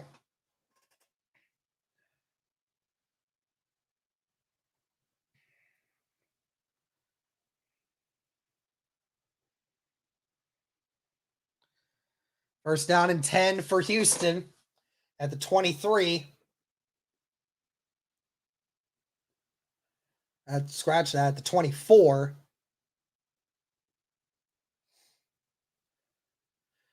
Bunch formation here. One receiver to left and right. Tight end on both sides here. This one's going to actually be a run for Devin Singletary, who gets to the 29. That's a gain of 5. Tackled by DeForest Buckner. Be interesting to see how Houston attacks this. Remember, Nico Collins, really the only starting wide receiver that they've had this year for this game, because Noah Brown being out, Tank Dell going down with an injury earlier in the year. One receiver to left and right, two tight ends on the right. It's going to be play action. No, it's actually going to be a run for Singletary, who gets brought down at the 31, it looks like. That's a gain of 2, and it'll be 3rd down and 3 coming up. This Colts defense with a franchise record 47 sacks this year.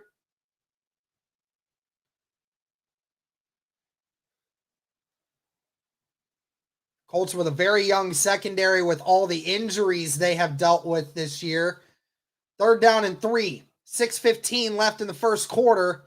Colts with the first 3rd down that they face with Houston. It's going to be a pass, and CJ Stroud's going to run it with it, and he gets it barely. Avoids the sack and gets 4, and that's a 1st down. Again, CJ Stroud does not take it and run very often. But his initial route was cut off, and Grover Stewart just couldn't quite get the sack. And he does get it. Ball at the 34. One receiver to the right and left. Tight end on both sides. Stroud in the shotgun with Singletary. It's going to be a pass here. He's going to dump it to Nico Collins again, who falls to the ground out of bounds at the 40. That's a gain of 6. Nico Collins having a career year in every category, so he has been a big favorite of CJ Stroud this year. 3 tight end set here. Singletary brought down by Alubi. It's going to be 3rd down and short. 3rd down and 1.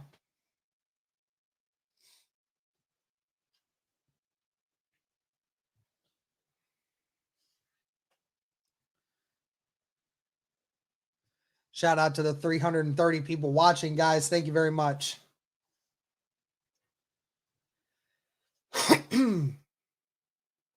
Two receivers to the right, one to the left, tight end on the left. They're going to run it, and he gets stuffed behind the line of scrimmage. The Colts make him lose 2, and it's 4th down. EJ Speed trying to wrestle with the football at the end there, but he wasn't able to get it. But they were unable to move Grover Stewart and Tyquan Lewis, and EJ Speed gets through the gap and makes the tackle. And the Colts get the stop, and Houston has to punt. Great defensive stand there for the Indianapolis Colts. Josh Downs back to return. Ball was at the 43 there. Great way to respond there if you're the Colts defense. Downs, fair catches at the 14-yard line. Now the Colts offense will go back out.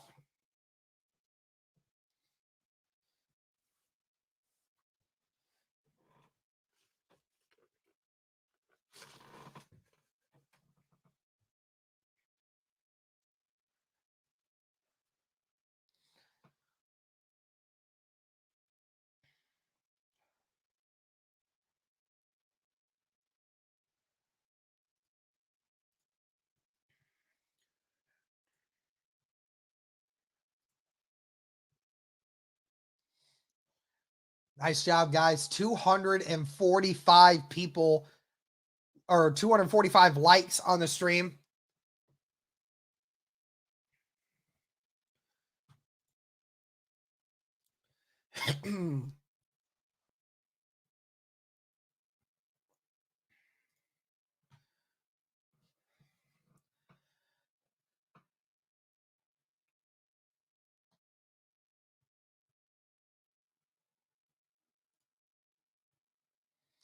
$340 people watching, guys. Thank you very much.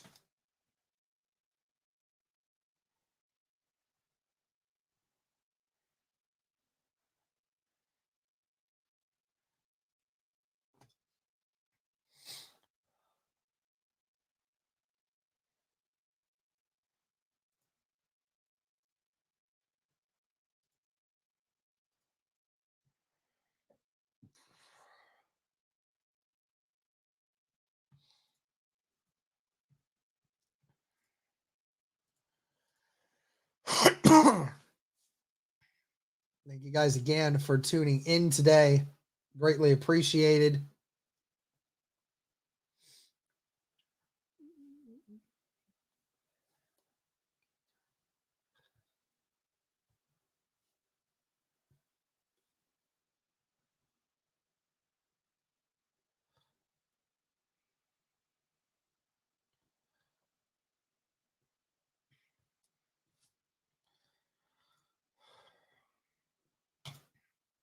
Here we go. Colts' third drive of the game. Just a few minutes remaining in the first quarter.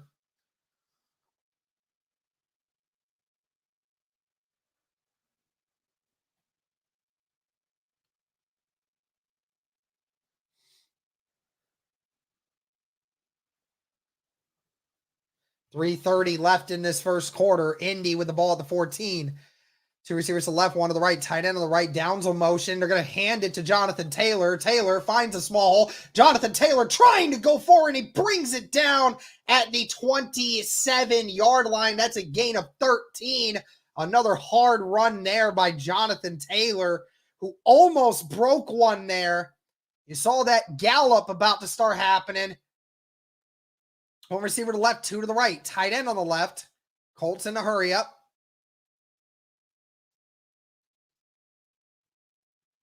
Taylor motions to the other side now. It's going to be a pass here for Gardner. Pressure off the outside. Throws it, and it's over the head of Alec Pierce. He was wide open, and Minshew threw it sideways and didn't hit him in stride. Alec Pierce is open, man. He just has to get it to him. The first couple throws by Minshew were really solid and on target, but these last couple of throws by Minshew have just been off. They've just been high. Two receivers to the left, two to the right. Ball at the 26. It's going to be another run. No, it's going to be a pass. It's incomplete. Intended for Mallory. It was kind of behind him. Houston Carson on the coverage. It'll be 3rd down and 10 coming up. He threw it a little behind to Will Mallory because of the linebacker in the middle, and Houston Carson able to get a hand in there and just jam it out.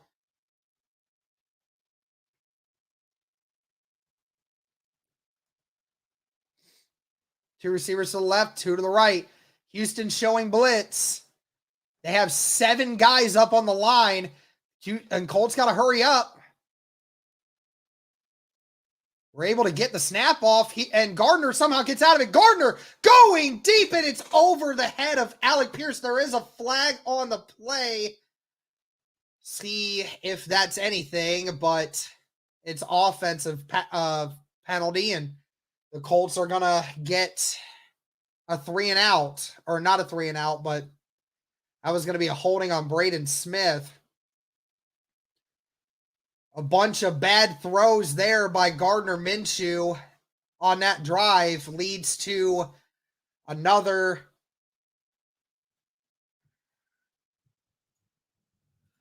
stalled drive by Indy.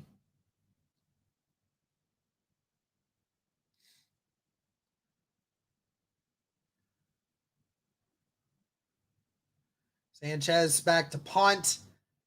Sanchez's punt is back, and it's a beauty down at the 20.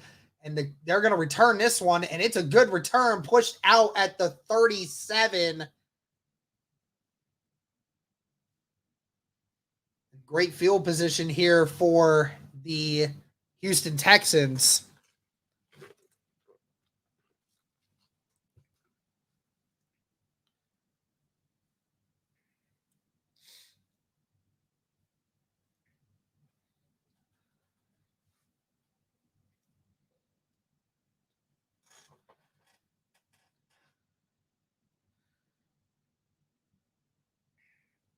Two receivers to the right, one to the left.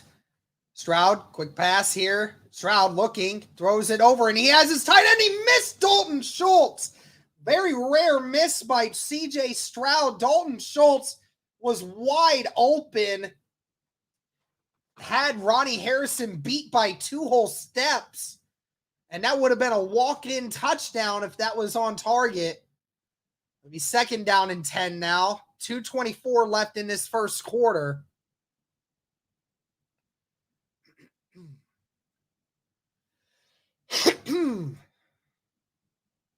Two receivers to the left, two to the right. Tight end on the left. Stroud going to make the quick pass to Nico Collins. Collins gets the first down. He's brought down after a gain of 12. Nico Collins just getting whatever he wants right now. That is 3 catches for Nico Collins on the day already.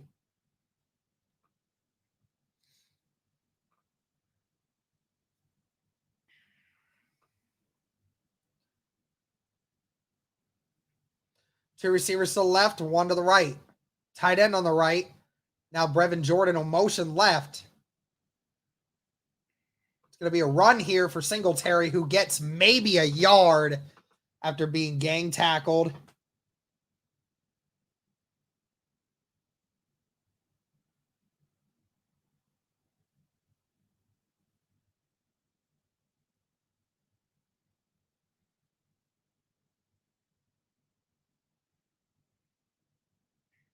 Second down and 9.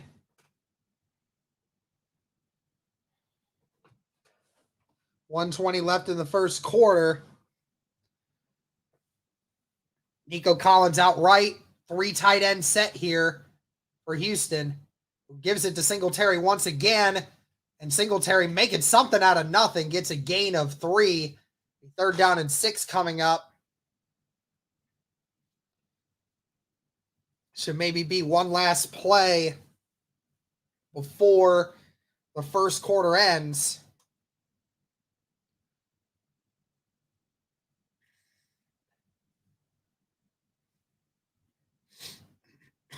Third and 5.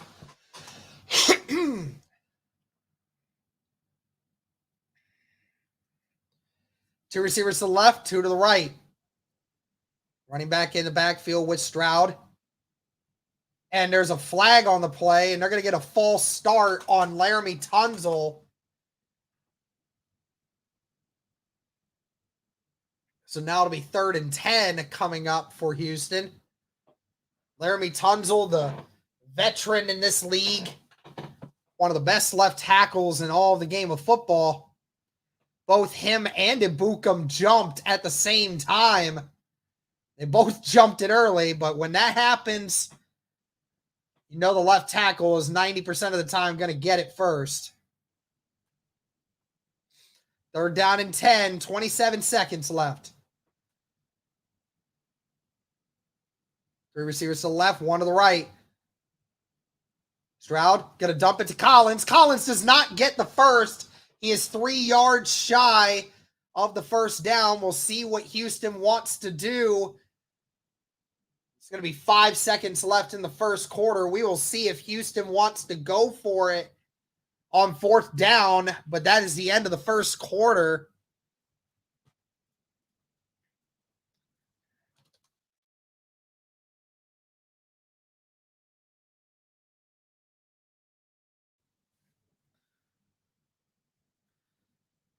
Houston will have the 7-3 lead over the Indianapolis Colts as we head into the second quarter.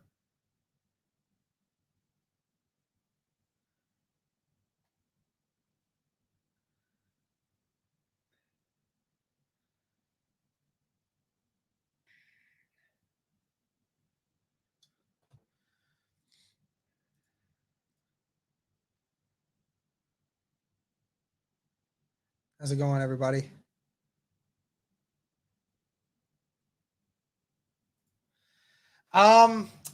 So far it's just been bad quarterback play by Gardner Minshew on the offensive side. A lot of bad throws.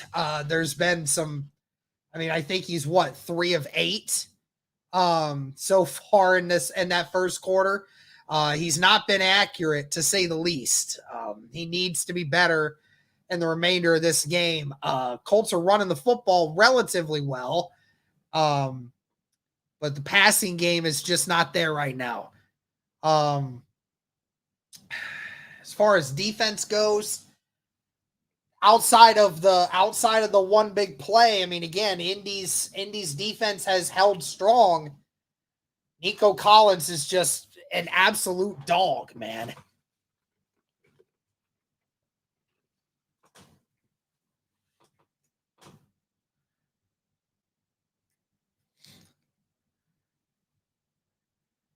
I think Houston goes for it here.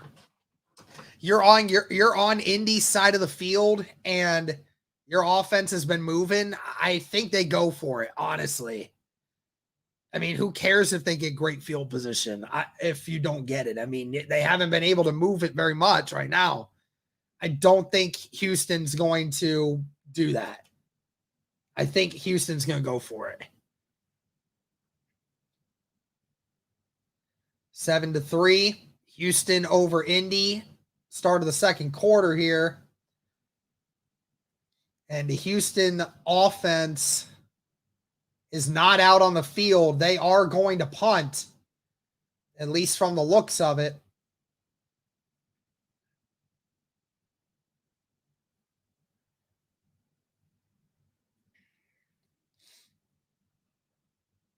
And they are going to punt this. Fairbairn with a big kick. And that is a beautiful kick. And the Colts get moved down to the 1. What a beautiful punt by the punter there. And the Colts will start their drive at the 1.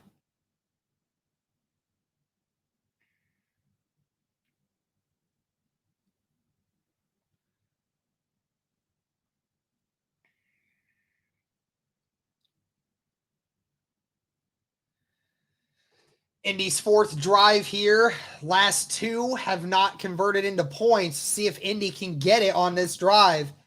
They are backed up all the way. Have to go the length of the field. Bunch formation here for Indianapolis. And they get the jump from Houston. With the hard count, they got him to jump off sides. That was 97, Tyre Tart with the jump. And the Colts will now get the ball at the 6-yard line. So it'll be 1st and 5 A little bit of breathing room there. Quentin Nelson saying, yeah, move him.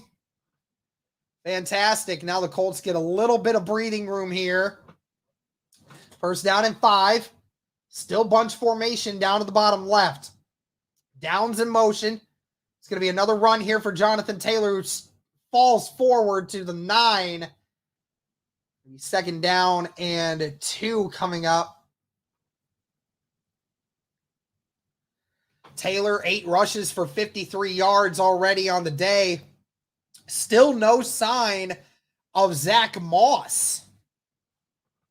Wonder if it is a first and second half kind of thing, or if Jonathan Taylor is just that much more fresh. And maybe we see Moss in packages at the red zone. 2 receivers to the left, 1 to the right, tight end on the left. It's going to be another run here for Jonathan. Jonathan gets the first, brought down at the 14. That is a gain of 5 and another first down for Indy.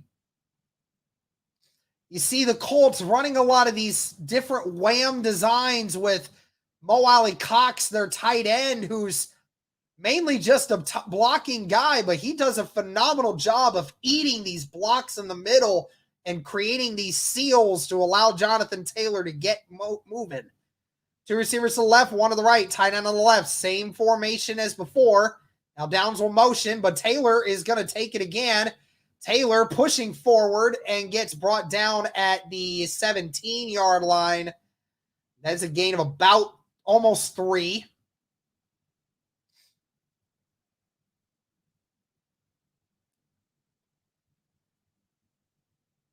Colts definitely trying to run the football a little bit more here early in this game.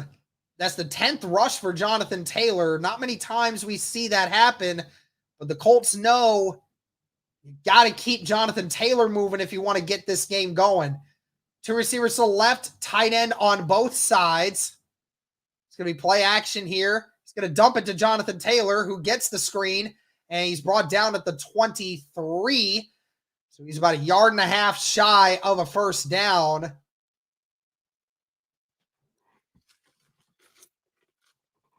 The 11th touch of the first half for Jonathan Taylor. 12.5 minutes left in the second quarter. Colts 1.5 yards shy.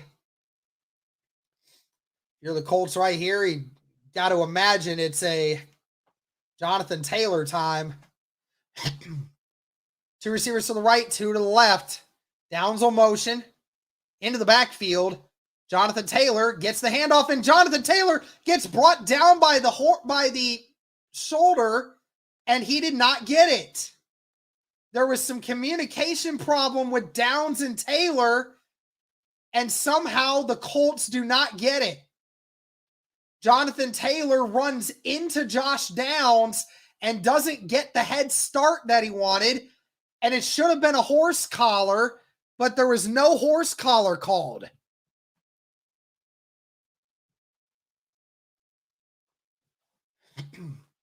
But the Colts will now have to punt from their own 22. This will be the 3rd punt for Rigoberto Sanchez in this game already. This is a booming punt, caught at the 16. Desmond King gets out of there, makes one guy miss, makes a couple guys miss, brought down at the 30 finally. A return of 14 yards, and the special teams for the Texans is killing it right now. Houston's going to get the ball back once again.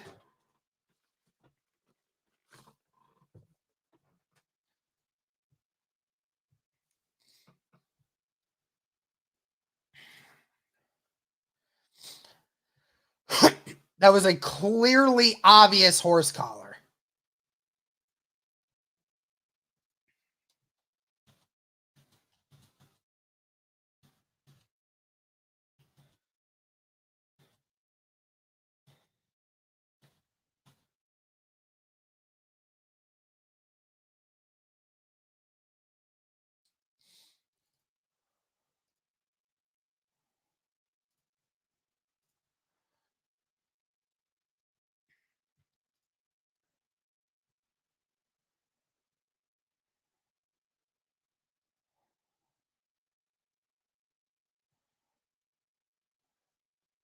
Hmm.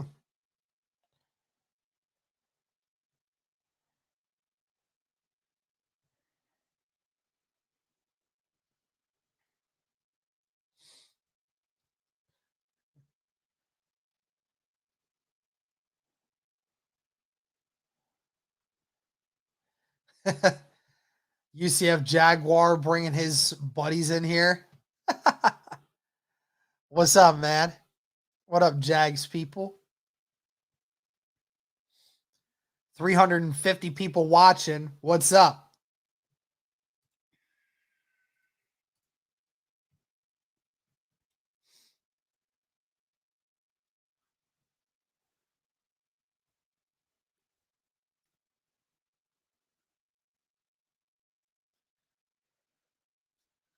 Clear and obvious horse collar, but they don't call it. It's unbelievable.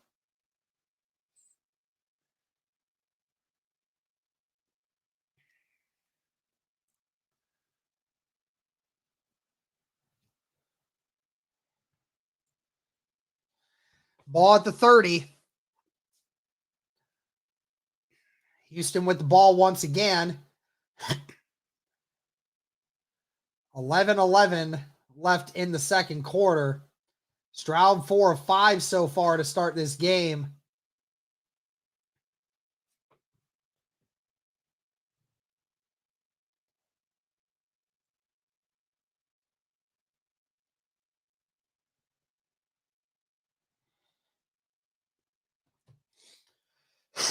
One receiver to left and right. Tight end I formation here. And the Colts they're gonna run it with Singletary, and he gets maybe a yard. Olubi with the tackle. Singletary, nothing on that run. Olubi with being the third linebacker in this group. A couple tackles already in this game. Colts defense doing a nice job of stopping Singletary. Only 2 yards a carry right now. Very good start if you're Indy, slowing down Singletary. One receiver to left and right. Double tight end set on the left. Now Michio motion to the right. Michi's wide open there in the flat.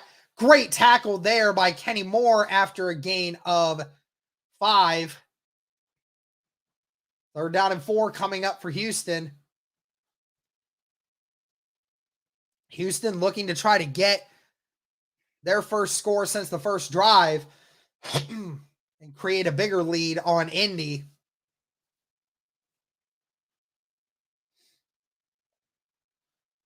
Ten minutes left in the second quarter. Houston, one of the worst 3rd down conversion teams over the last several weeks. Stroud under center fires, and it's caught. And he just gets the first down, barely. Gets half a yard.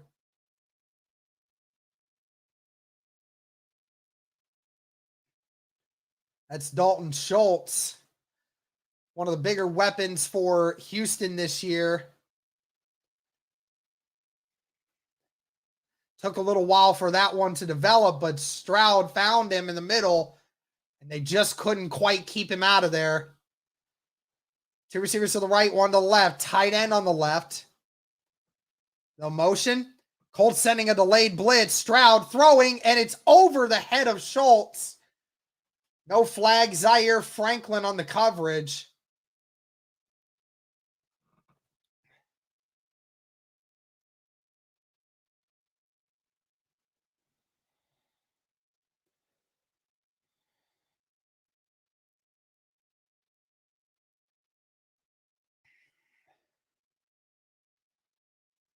Ball was just a little high for Schultz. 1 receiver to the left, 2 to the right. Tight end on the left. Bunch formation. Ball at the 41.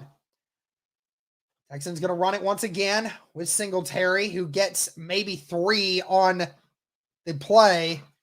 It'll be 3rd and 7 coming up for Indy, or for Houston, I'm sorry. And the Colts get one more stop here. Grover Stewart, again, the big boy in the middle, was suspended 6 games in the middle of the season for a PED policy violation. but has come back and has been a great anchor to the middle of the defense for Indy. 2 receivers to the left, 1 to the right. Tight end on the right. Quick pass, and it's caught, but he doesn't quite get it. He got stopped at the 50s, a half yard shy of a first down. We'll see what Houston wants to do here. Do they go for it? They're going to keep the offense out there. Houston's going to get aggressive here. They're only half a yard shy. 2 receivers to the right, 1 to the left. Tight end on the right. Michio now motion left. And there's a flag on the play, and it's a false start. The left tackle jumped. The left tackle got a little antsy. It was Laramie Tunzel again, and Houston will have to punt once again. No doubt they were going to go for it, but that's the second false start on Laramie Tunzel, who just barely broke out of his stance. And Colts are going to get another stop.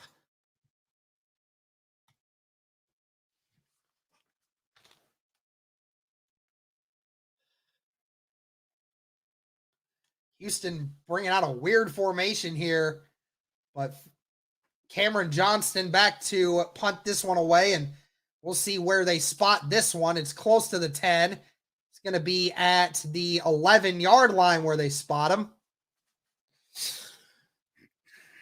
And Indy will get the ball right back.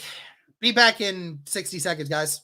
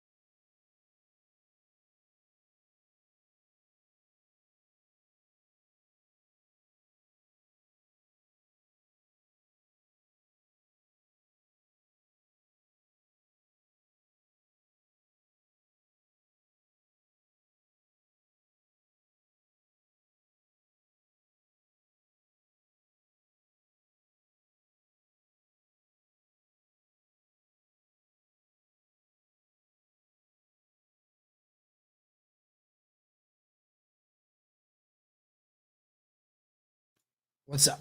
I'm back. Pizza sounds bomb. Yeah, it's true.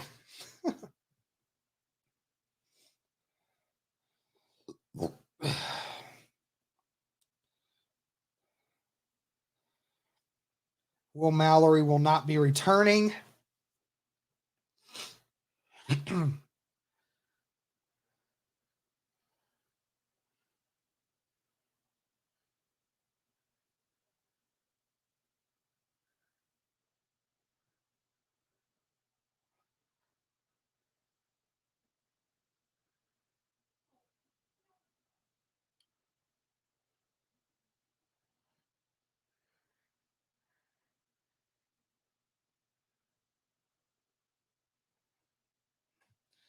All right, here we go.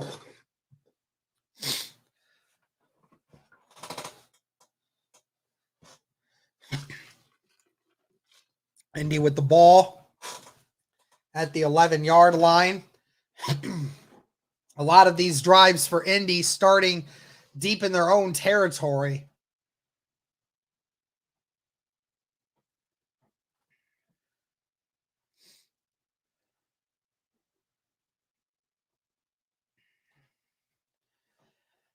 $7:50 left in the second quarter. 7-3, Texans lead over the Colts.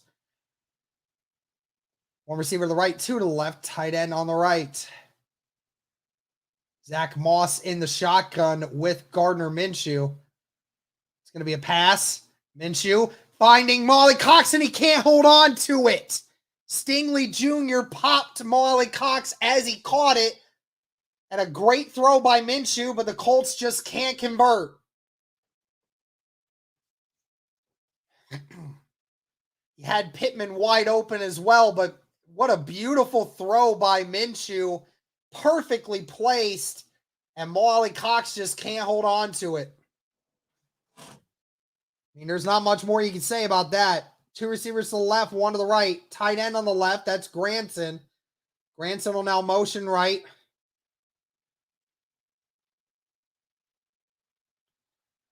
Colts going to run here with Zach Moss. Moss gets to the 17 before being brought down. That is a gain of 6. The Colts get a first down here. Be so huge for Indy to get out of these deep situations. Colts with 2 running backs in back here now. 3rd down and 4. Colts are 0 for 4 on 3rd down today. 1 receiver on each side. Tight end in the back. Goodson in the backfield with Taylor and Minshew. Goodson on motion left. Minshew going to dump it. Jonathan Taylor makes one guy miss. Jonathan Taylor can't get the first. It's going to be a screen, and he doesn't get it. And the Colts don't convert once again.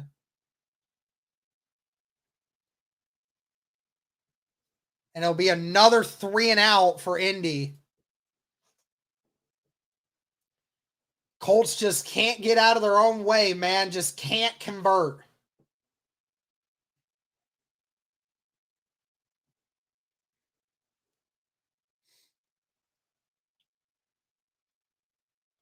Rigoberto Sanchez's punt is away, caught at the 31. A great return there by King, and he's pushed out at the 43.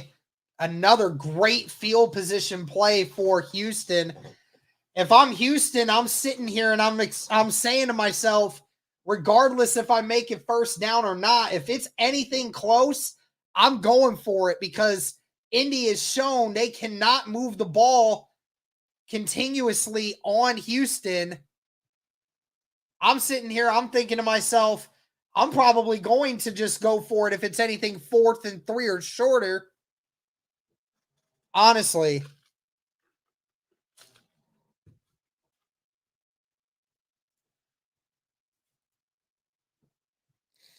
Shout out to the 350 people watching. Greatly appreciated.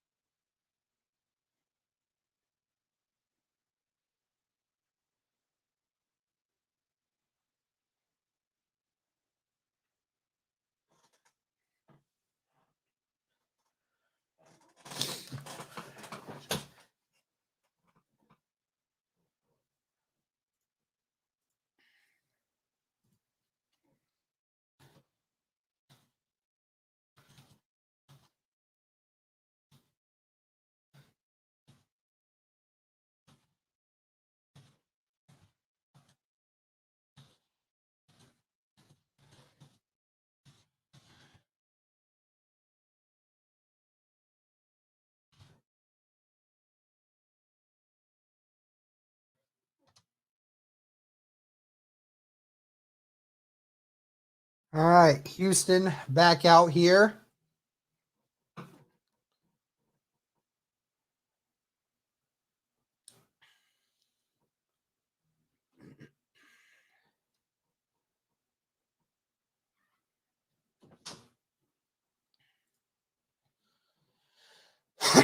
First down and 10, 6:23 left in the second. It's going to be a run here for Singletary, who has a lane. Gets brought down at the 50. As a gain of 7. One of the better runs by Singletary to start this game.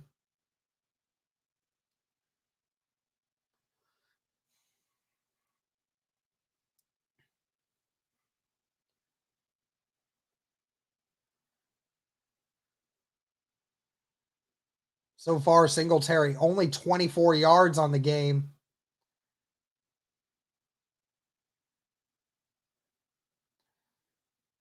One receiver to the right. 3 tight end formation. It's going to be play action. Stroud looking. Stroud has all the time in the world, and he is hit hard by Alubi, but that's Saubert with the catch, and he gets the easy first down. As a gain of 5. No pressure on CJ Stroud there. Saubert just with a delayed release. Gets brought down at the 45. One receiver to the right. 3 tight end formation once again for Houston. And Singletary again down at the 44. That's a gain of 6.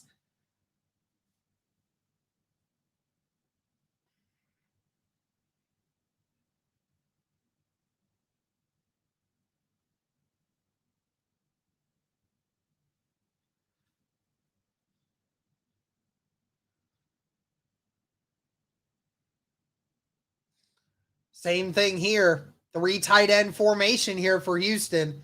See if Indy finds a way to combat it. It's going to be another run here for Singletary. Singletary, not much room, but does get 2.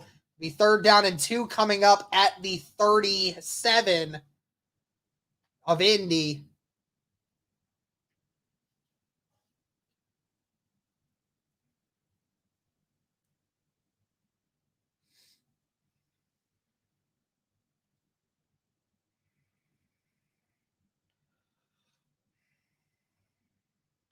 Four minutes left in the second quarter. 3rd down and 2 for Houston. 3 receivers to the left, 1 to the right. It's going to be a run. No, it's play action. Nico Collins breaks another tackle. Nico Collins down. Oh, he's still going, pushed out at the 7.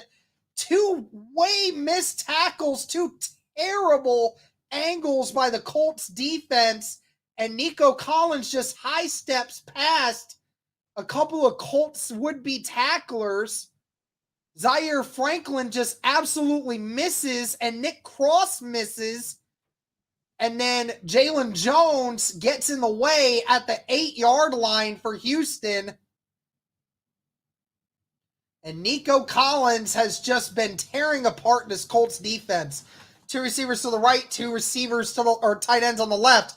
It's going to be a run here for Singletary. Singletary tripped and falls at the 4. Hard to tell who tripped him there, but just under 3 minutes left in the second quarter. 2nd down and goal at the 4-yard line. I believe it was Samson and Bukum who tripped him there.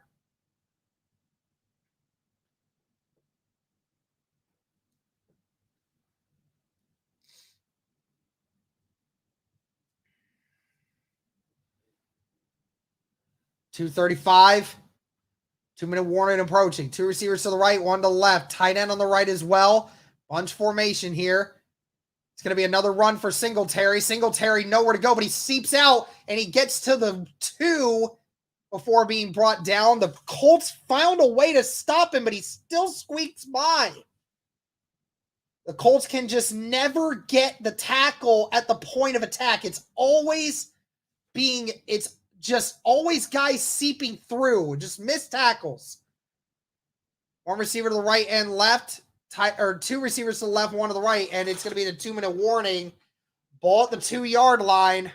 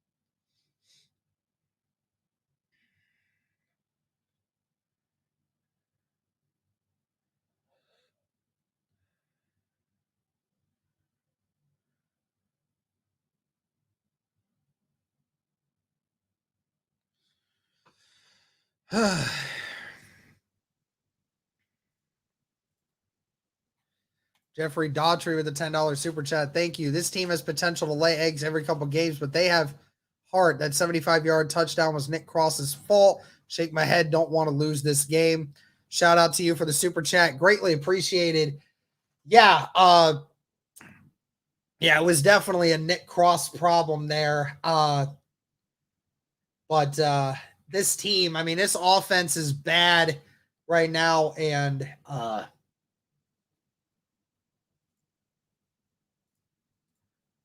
this defense is trying its hardest to stay out of this end zone. 2-minute warning, 3rd and goal, 7-3.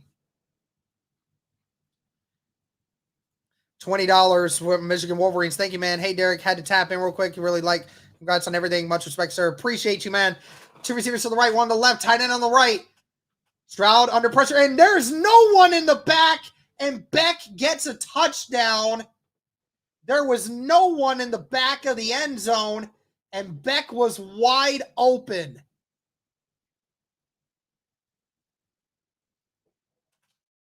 A complete lapse in coverage there by the Indianapolis Colts. Beck just runs a seep route, and Rodney Thomas just flows to the guy in the flat, but never stays in the back of the end zone, and Beck is just wide open.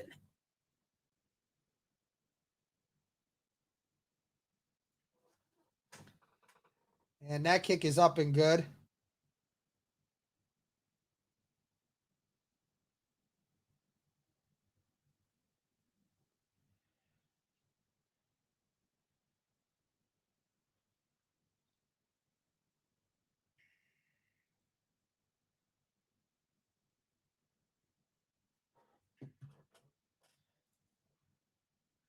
I appreciate you, Michigan Wolverines, for the $20 super chat, man.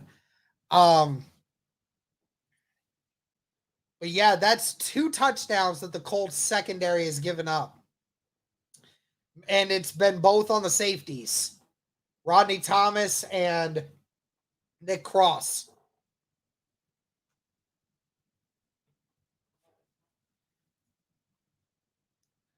Shout out to the near 400 people watching, guys. Thank you so much. Be sure to comment. Be sure to subscribe. Be sure to like. Appreciate you. Minute 57 left in the second quarter.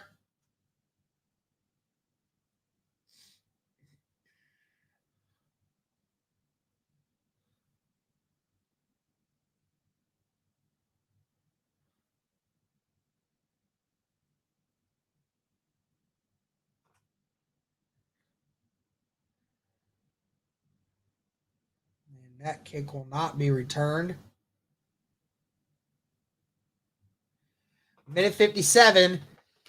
Indy with some of their best field position of the entire game. So Rodney Thomas here follows follows the running back in the flat, but Kenny Moore was covering there, and Rodney Thomas just failed to follow his assignment.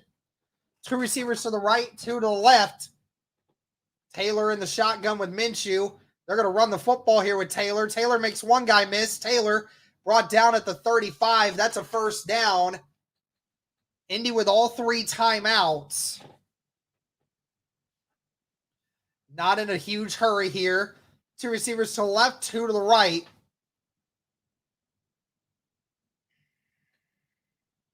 Minshew stepping up. Minshew rolling to his right. Minshew looking, fires, and it's caught by Josh Downs, they're saying. And he's brought down at the 48. The Houston Texans are saying it's an incomplete pass, but they're trying to hurry up. Did Josh Downs make this catch? It looks like he did. The ball did make contact. The Colts get the Texans to go offside. Where's the flag? What? There was players still on the field. There is a flag. Okay. There is a flag. Yeah, Houston tried to do a late substitution, and it should be 5 yards because they were still trying to get off the field. So Indy will get a free 5 yards here. 1 minute and 4 seconds left. The Colts were all set at the 48, and Texans had way too many guys on the field.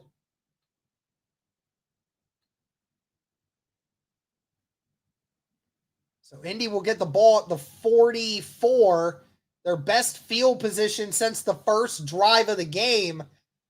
2 receivers to the left, 2 to the right. Minute 4 left, 1st and 5.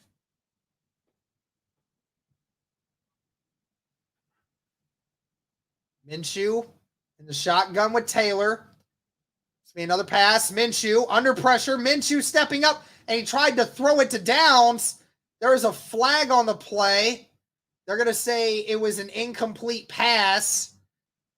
There is a flag, though, thrown right at around where Josh Downs was. Are they going to get pass interference on the defense? They are. They're going to get pass interference on the defense or illegal contact. So that's another 5-yard penalty and another first down for Indy. 59 seconds left in the second quarter and a first down. Rodney Bleeping Thomas, come on, man. I still believe. Appreciate you. $5 super chat. Jeffrey Daughtry, I appreciate it, man. 2 receivers to the left, 2 to the right.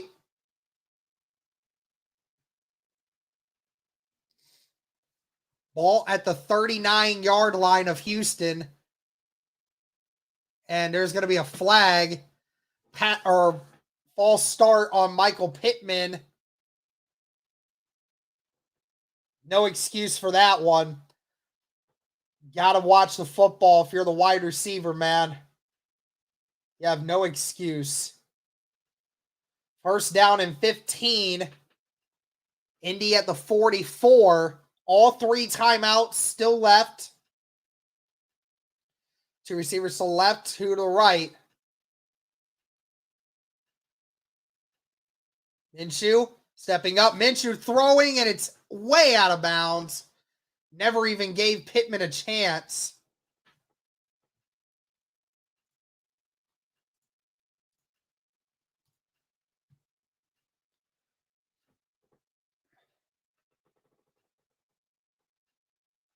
Second down and 15.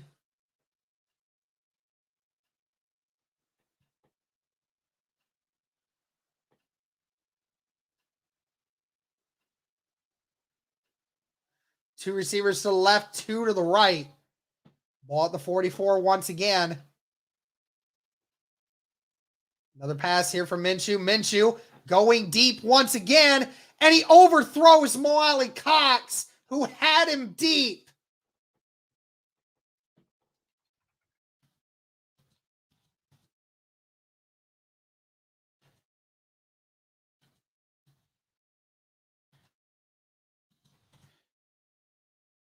He had Nelson beat, and if that throw is on target, that is a touchdown, but Gardner Minshew threw it too far.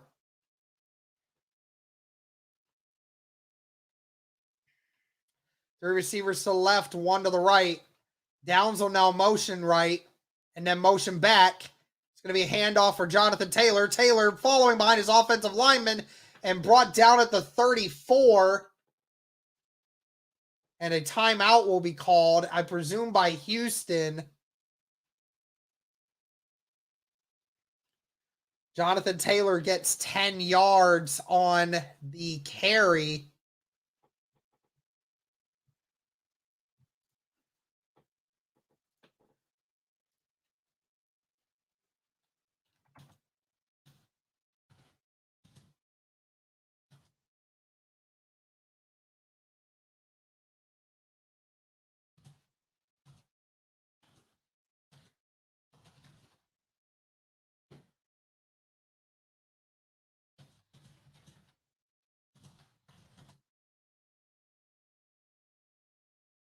Matt Gay will come out to attempt the 52-yard field goal attempt, his longest attempt in quite a while.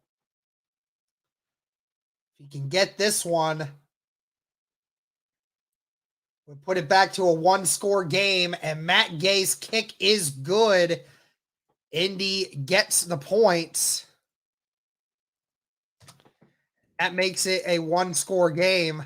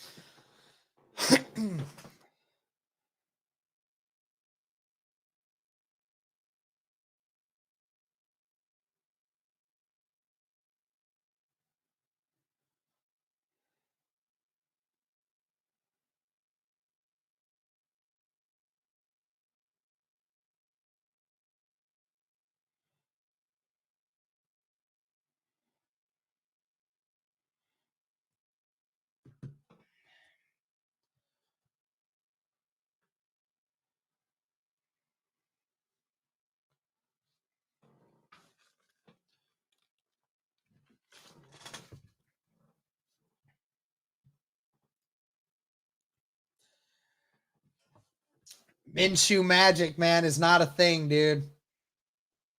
Matt Gay's kick is away, and that will not be returned. Gardner Minshew has been and always will be the problem.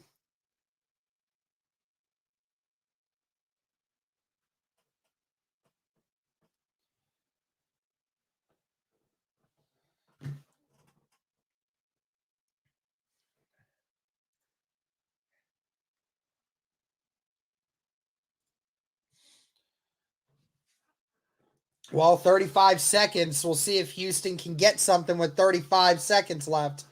One receiver to the left, two to the right. It's going to be a run. There's a flag. False start on the offense. That was on Xavier Hutchinson.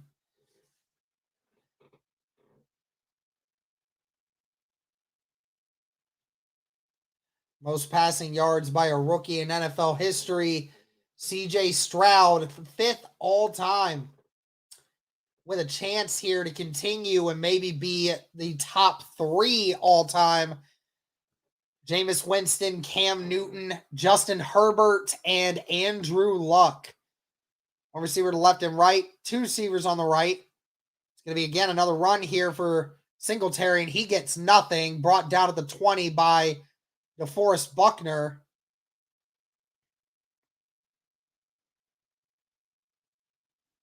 .29 seconds left. Colts calling timeouts.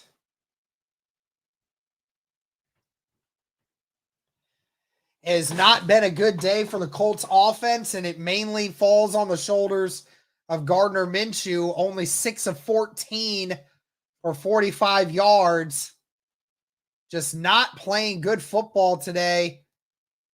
I mean, you're Indy, you're running the football very well. I mean, I don't even know what else to tell you. I mean, it's just been the pass game. Gardner Minshew has been the biggest problem. There has been multiple times where he has missed wide open touchdown throws. And that is on the quarterback play. That is not the coach. That is not anybody else. Two receivers to the right, one to the left, tight end on the left. It's going to be a toss here for Singletary, who is again brought down at the 24. And the timeout is called by Indy. Be third down and 11 coming up.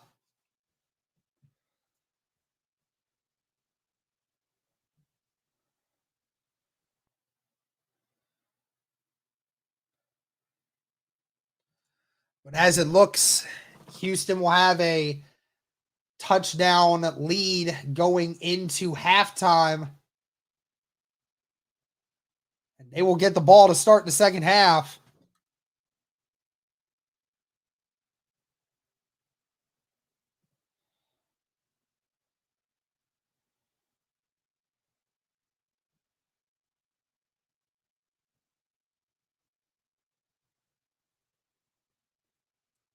Two receivers to the left, one to the right, tight end on the left. Stroud with time. Stroud just dumps it, and it's incomplete. 18 seconds left, and the Texans will have to punt this one away. Colts get the stop.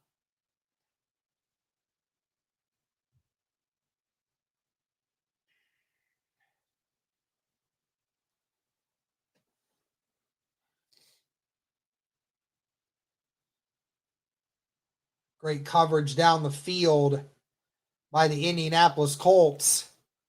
Nowhere to go for CJ Stroud. Colts looking to go after this punt. Colts are going to go after it and weren't able to quite get it. That punt is away. It's a booming punt caught at the 23. Josh Downs with a chance to return it. Makes one guy miss. Brought down to the 34. 7 seconds left. My guess is the Colts will kneel this.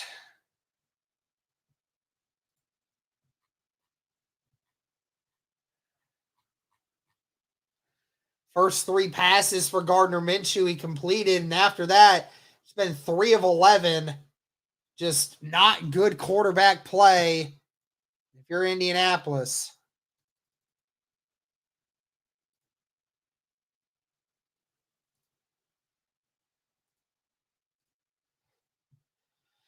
Three receivers to the left, one to the right. Houston has several safeties back.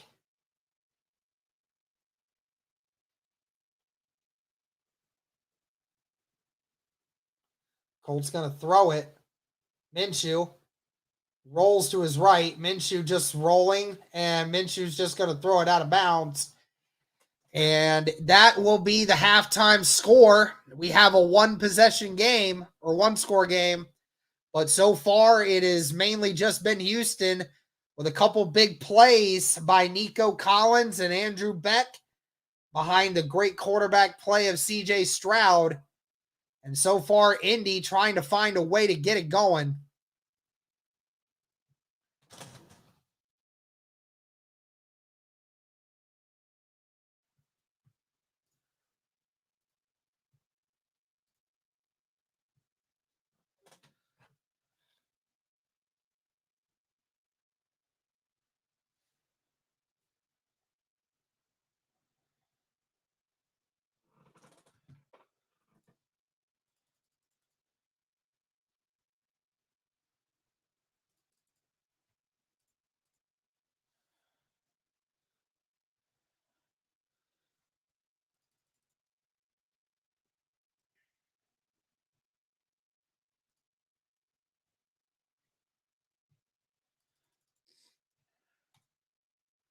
Well, so far through the first half for Indianapolis, Gardner Minshew 6 of 15 for 45 yards.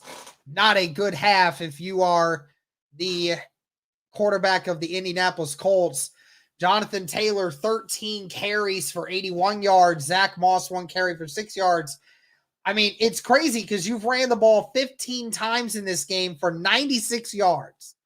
You know, it's so incredible how there's just not enough. Let's bring Cody in here real quick. Hey, Cody, you hear me? Hey. Yep. All right. So I think we all know what the main problem has been. It's been the offense, and the offense outside of Jonathan Taylor has basically just been a huge disappointment. Yep. I mean, I think the big thing you've seen is Houston's hit on their big plays, and Indy just hasn't. You know, the big Nico Collins one, Gardner Minshew had Alec Pierce early in that game, who was wide open. He just decides to throw it down and completely misses them. And then obviously the overthrow to Mo Alley Cox, which he was open. You just got to hit him, you know? And so I think that's really the difference in this game, Derek. The Colts have been able to move the ball, especially on the ground. You mentioned Jonathan Taylor. You know, he's running the ball very effectively. Zach Moss has had a couple nice runs. But the thing is, Derek, I feel like the offense has just not gotten out of its own way. You know, they started 0 for 4 on third downs. They were just not good. And it weren't like these long third downs. It was third and manageable. And the Colts just couldn't get out of their own way in a lot of ways, you know, whether it's the Josh Downs running into Jonathan Taylor on the 3rd and short, or whatever it is, missing whatever, like just dumb things like that the Colts just routinely have not done. I think that's a big thing. But Derek, somehow, some way, Colts are still in this in a 1-possession game down by 8. So despite how horrendous the offense has looked, how many times it feels like the defense has had miscommunications. And I'll just say this, Rodney Thomas, I don't know how you feel about him. I think he needs to be cut. I don't think he needs to be on this roster next year. He's been a liability all year. I just don't think every time he's out there, he makes mistakes and he doesn't cover where he needs to be. So I just personally don't feel like he's the guy that needs to be out there. There's a reason he got benched for a guy that hasn't really played a lot of safety in Ronnie Harrison, because you just can't trust him to know what he's doing. And so just things like that, where Houston's hit on their one big play and then miscommunications and just stupid things the Colts haven't done on defense. But Derek, the fact that the Colts have held them, I think the defense has given them opportunities, the offense opportunities that they haven't capped off on, they haven't taken advantage of. And I think that's the difference in this game in a lot of ways. So very frustrating, especially on the offensive side of things. And the defense has got to get more pressure on the quarterback. There's just nothing more you can say about that. They didn't hardly touch Stroud in that first half, and that's very concerning for a unit that we praised all year, and they come out and completely look like garbage. So they got to get better in that department. They got to get some pressure on Stroud, make him uncomfortable, because Derek, right now, this is the Cincinnati defensive line, for the Colts. So that's how they're playing right now. They're not touching the quarterback, and that's not good, especially with the quarterback, like we mentioned, of C.J. Stroud's caliber, who can beat you. And it's really just Nico Collins who's beating you right now, C.J. Stroud and Nico Collins. So Colts just got to do a better job of doing the routine things well. The Colts just aren't doing routine things well right now, especially on offense. So hopefully they get it figured out. And the fact they played like crap and are still down by 8, it kind of makes me feel like that Tennessee game a little bit, where it's like somehow, some way the Colts are still in this, even though they played like complete crap in the first half. So I guess that's the good news. You touched on pretty much everything there. So I have a lot to say, so sorry. Kind of how it is. So, I mean, I find it hilarious, the amount of people who keep saying Jonathan Taylor needs to touch the ball more. I mean, he touched the ball 14 times. Actually, no, 15 times. He touched the ball just as many times as Gardner Minshew threw the football. And he's had 81 yards of offense. He's had 90 yards of offense today. Jonathan Taylor is the only person on this offense who came to play today. And I would say the offensive line has not done bad either. Yes, there was one sack. That was a great delayed blitz that D'Amico Ryans threw out there. But outside of that, the offensive line has done its job. I mean, really, that's what it comes down to, is the defense has not looked bad. It has been 2 plays by the safeties that have caused this team to mess up. Nick Cross on the first play. I don't know who the hell he was guarding. He clearly messed up there. And then, of course, that last touchdown to Andrew Beck. Yeah, Rodney Thomas. I mean, Kenny Moore looked at it before Andrew Beck even caught the football and knew that Rodney Thomas was in the wrong. I mean, you cannot, that's just the problem with the Colts secondary right now, is you got these young, inexperienced safeties that are not sticking to their assignments. And honestly, again, I don't want to get into problems with Gus Bradley about that. That is not a Gus Bradley problem. That is a player execution problem. That is them not being able to cover their assignments that they're supposed to be. I will, however, go after Gus Bradley in the fact that, like you said, CJ Stroud, I think other than the throw that Nico Collins got a touchdown on, outside of that, I don't think CJ Stroud has been touched. And I think that's the problem, is you have to start saying to yourself, no one else in this game is taking over except Nico Collins. He is the only one. The next leading receiver, 6 yards, Cody. And Devin Singletary in the first half, 42 yards. He's averaging less than 3 yards a carry. This Colts defense has been playing well outside of letting Nico Collins get whatever he wants, and that's it. That's the only problem that you have, is you're not stopping Nico Collins, and that's the only issue you've been having this whole time. And for offense's sake, I mean, I'm amazed that there are still people who think Gardner Minshew does not deserve all the blame for this. I mean, listen, I get Mo Alley Cox dropped that one pass. I get it. Yes, Mo Alley Cox, you need better hands, bro. But I mean, seriously, though, this offense is trash with Gardner Minshew, dude. It's terrible. He can't complete passes. Cody, he completed 3 of his first 3 passes and has since been 3 of 12. He has completed 25% of his passes outside of the first drive. Gardner Minshew is the problem. He is the problem with this offense. If we had Anthony Richardson, this game would be completely different. And I cannot wait for 2024 when Anthony Richardson is ready to play, because, oh my God, this offense looks abysmal with Gardner Minshew. Well, you can't put it. I know he has a lot of the blame, but also the offense just isn't executing, Derek. Like, Gardner Minshew's not his fault that Josh Downs runs into Jonathan Taylor on a 3rd and 1. So, yeah, Minshew's missed some throws that he has to make, for sure. But also this offense has to get their heads out of their butts, and they got to play. And they got to actually convert when it matters, and they just hadn't. And they started picking up a little bit. This. I'm seeing a video right now of the live broadcast. I missed it. Shane Steichen literally yelling at Minshew as he's coming off the field, saying, "That's on you. We had it. Yep. That's on you. We had it." I mean, literally, that has been the thing all season, Cody. It has been the thing all season.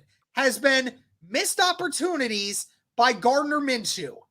He is the majority of the problem that it goes on with this offense.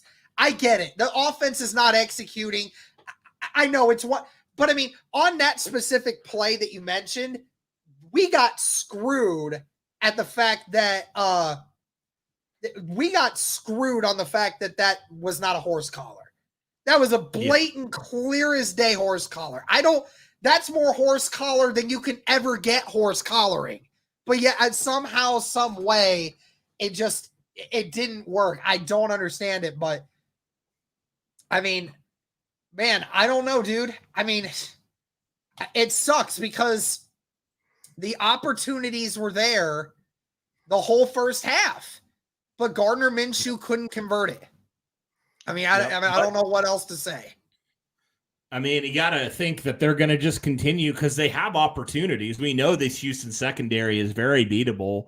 So you got to think they got to scheme up some more. And hopefully Shane is in his ear in a halftime. And he's like, you're not missing these throws again. You need to hit these, man.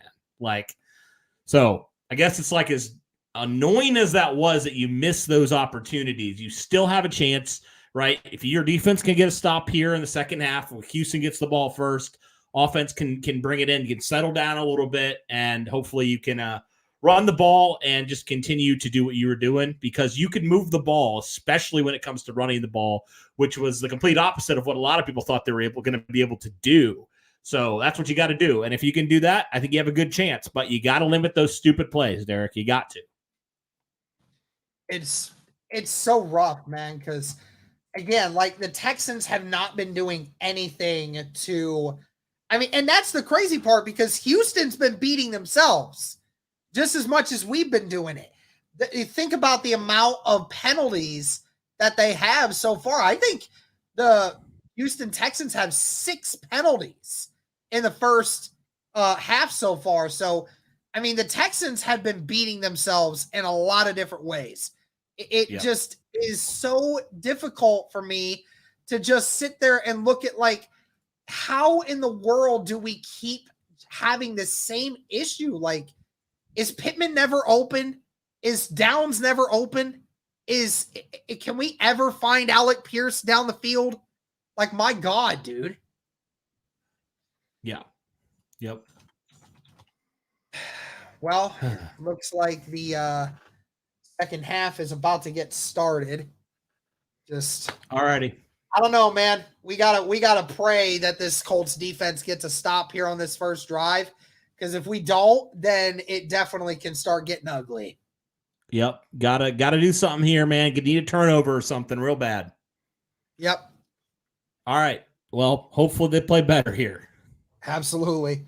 All right. See you, bud. Right. Bye.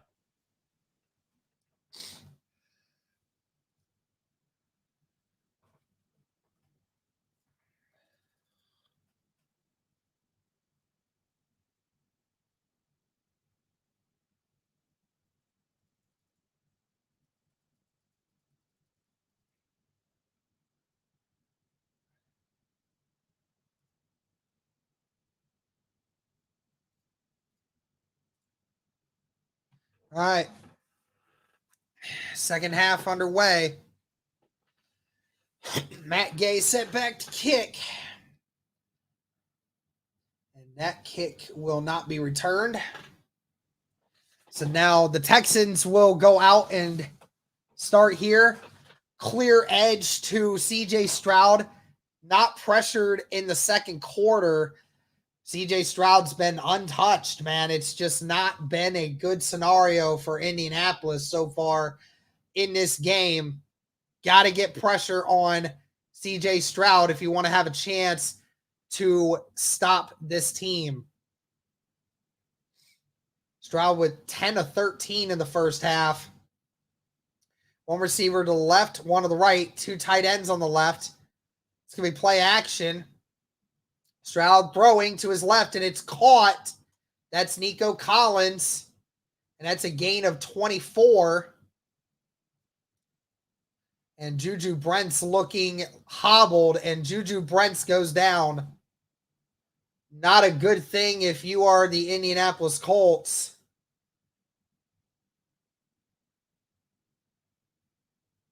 Not sure what happened here.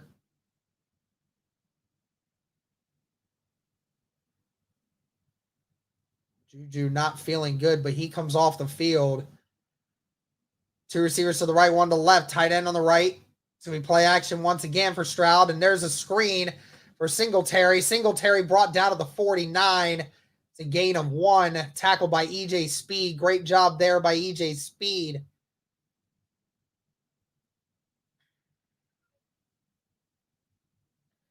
Brent's grabbing at, it looks to be his hamstring. Not a good scenario there for Indy. Juju Brents, who's been a great corner this year for Indy as a rookie. Jalen Jones will be out there to cover right now.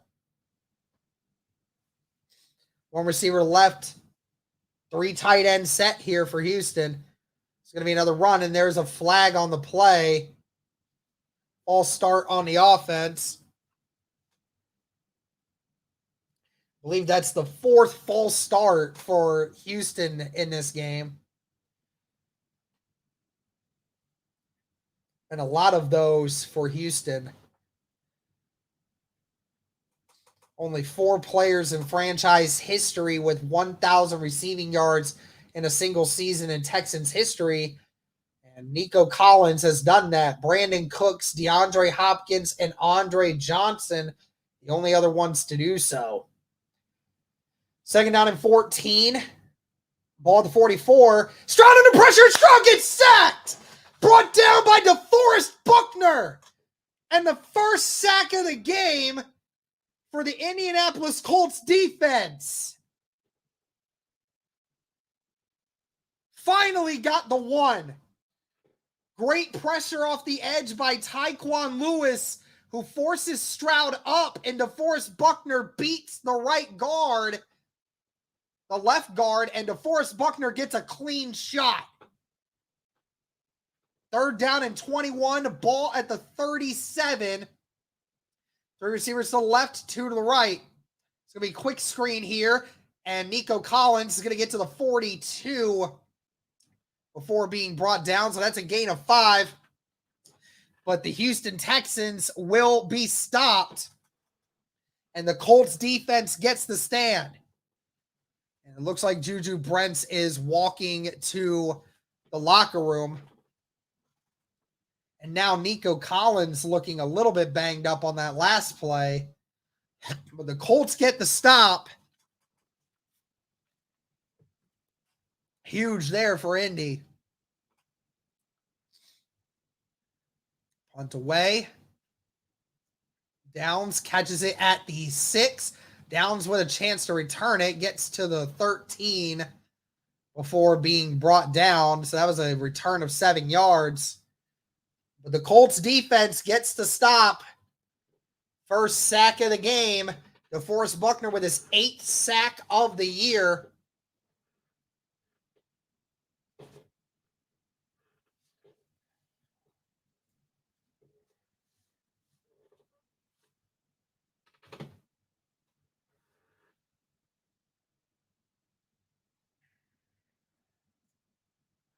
Indy's got to sustain a drive right here, man.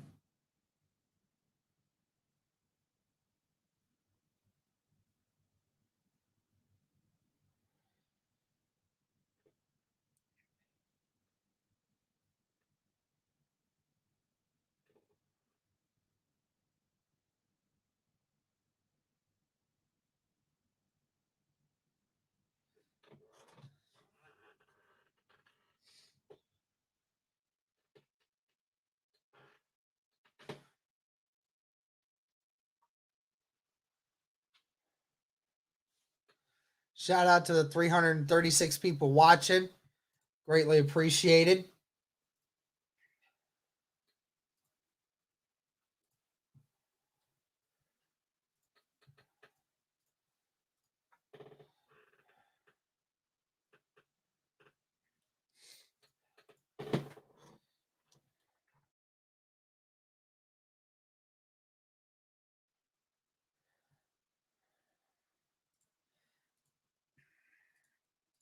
Make sure, guys, please go and subscribe to the AFC South Roundtable as well.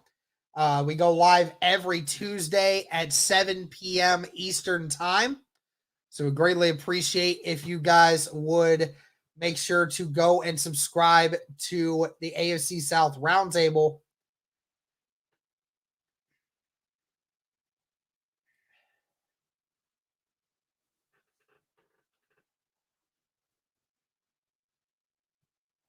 Appreciate y'all.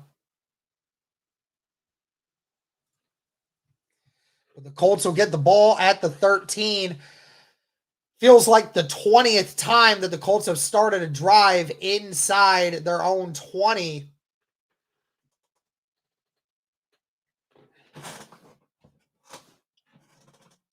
Only 1-6 when trailing at halftime this year.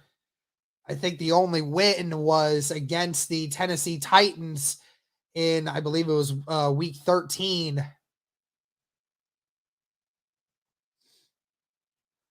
Ball started at the 13. 1 receiver to the left, 1 to the right.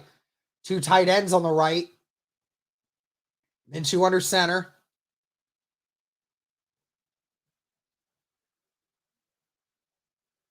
It's going to be a handoff for Jonathan Taylor. Taylor with a good run and brought down at the 24. That's a gain of 11.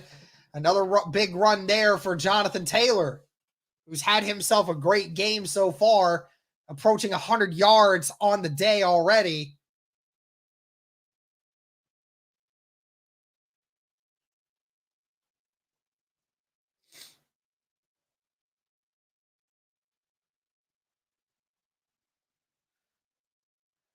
Same formation here. Ball at the 24. Quentin Nelson on the lead block. Jonathan Taylor with another run. Brought down at, I think, the 27. It's a gain of 2.5.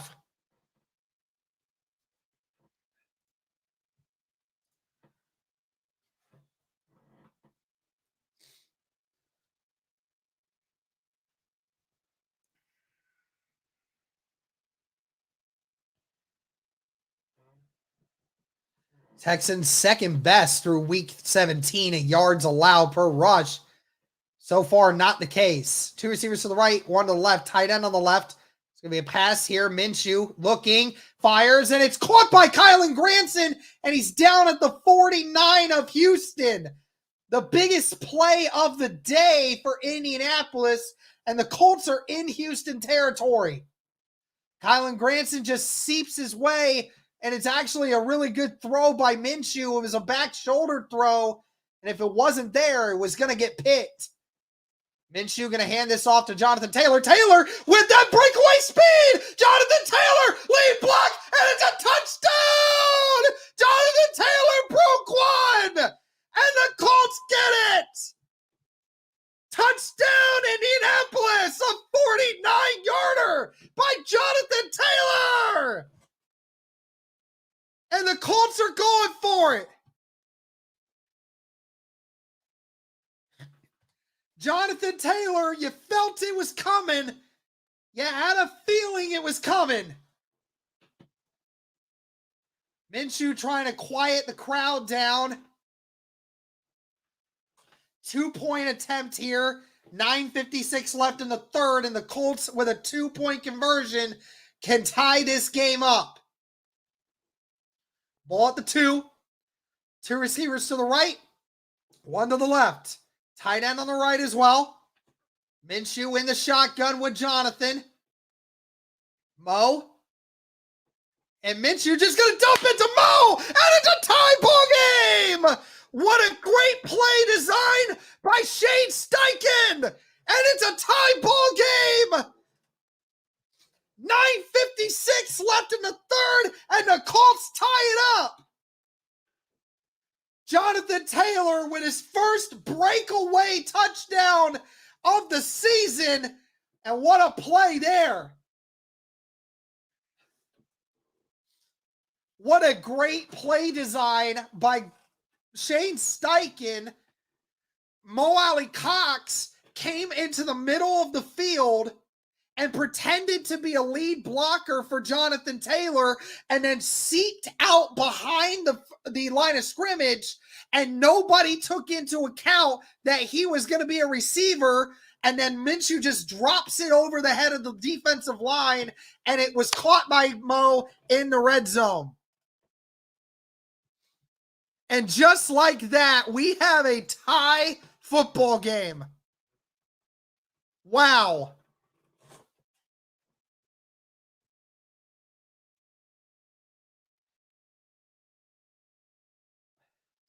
Well, one way or another, Jonathan Taylor, he is that guy.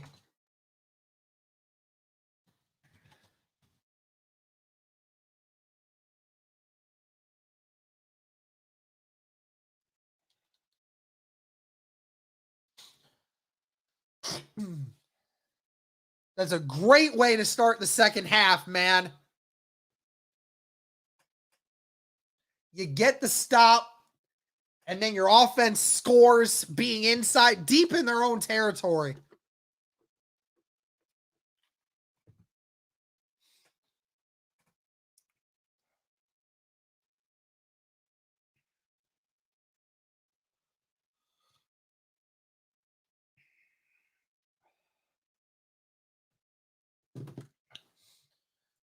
Jonathan Taylor with 145 yards on the ground today. What a play by Jonathan Taylor. The Texans brought the blitz, and when they missed it, there was only one guy left, and when Cashman missed, Alec Pierce was the lead blocker, and there was no one else fast enough to catch Jonathan Taylor.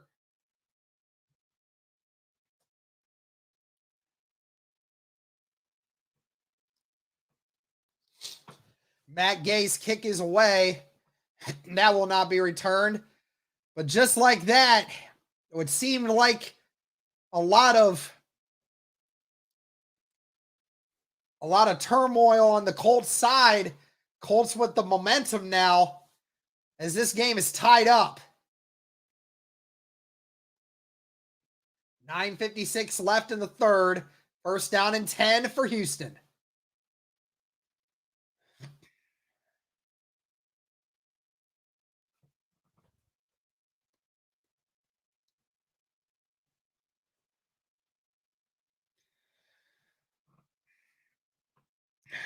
One receiver to the left, two to the right. It's going to be a run here for Singletary, who gets brought down after a gain of 1. I'm pretty positive that tight end went early, but whatever.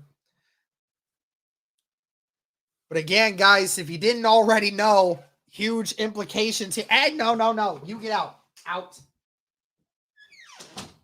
My dog found his way into the room.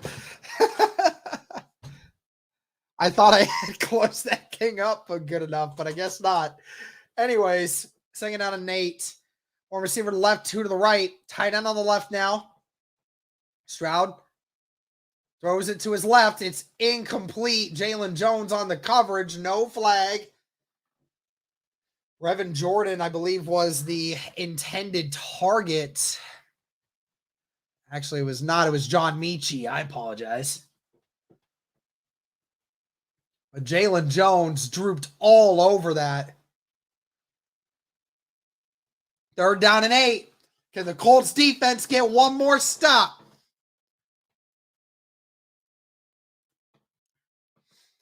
One receiver to the left, 3 to the right. Stroud in the shotgun. Colts bringing the delayed blitz. Stroud has to throw it quickly, and it's incomplete. No flags, and the Colts can go 3 and out. The Texans go 3 and out, and it is getting loud in Lucas Oil Stadium. The Colts brought 5. Zaire Franklin blitzed in the middle, and the right tackle just didn't block Ebukam. Kenny Moore was all over the intended wide receiver, and the Colts defense gets the stop. Colts maybe with some good field position here to start this one time around. Never mind. What a punt. Caught at the 11. Josh Downs. Oh, and he is hit hard at the 20 by Hewitt. My Lord. What a tackle.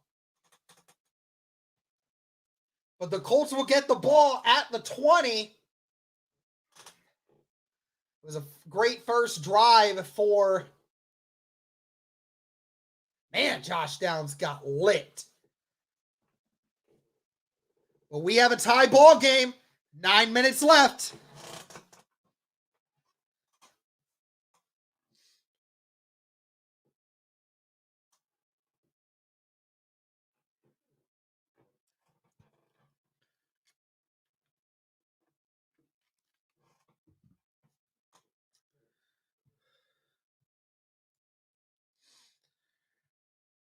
Shout out, guys, to the 390 people watching on this stream right now. Thank you guys so very much. Be sure to like the stream, guys. Come on. It helps it get out to more people. We have a great game here. What felt like the beginning of the end at halftime, and now there's new life for the Indianapolis Colts.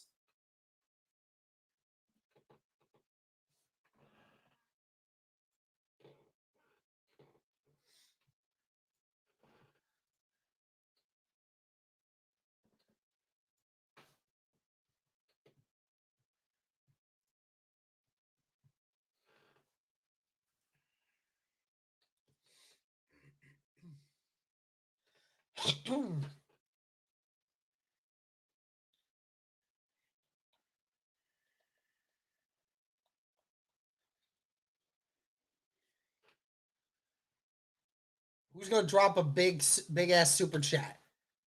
Who's going to be the one to drop a big ass super chat in the chat, huh? Who's going to do it? Huh? Who's going to be that guy? I want to see who's going to be that guy. 400 people in the chat, y'all. Let's go.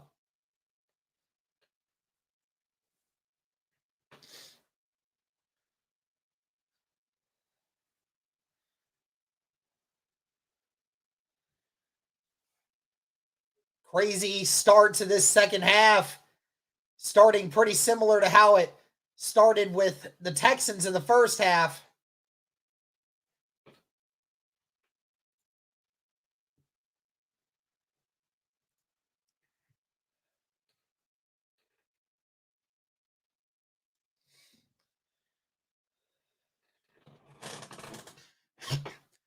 First down and 10 at the 20.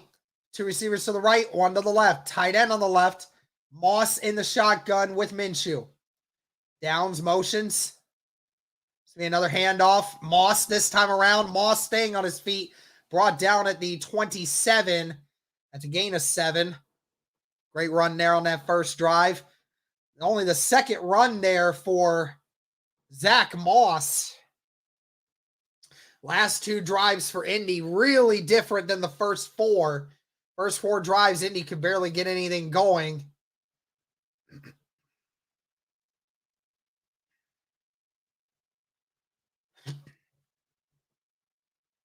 Downs motions to the right here. It's going to be another run for Moss. Moss with some room in front of him and covers it up, but he keeps piling forward and brought down at the 38. That's another first down there for the Colts.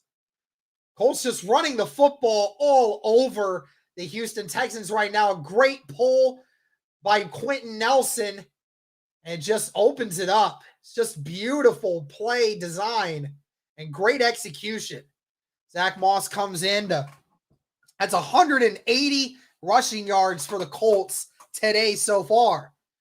Got to imagine they're going to keep going with it. 2 receivers to the left, 1 to the right. Tight end on the right.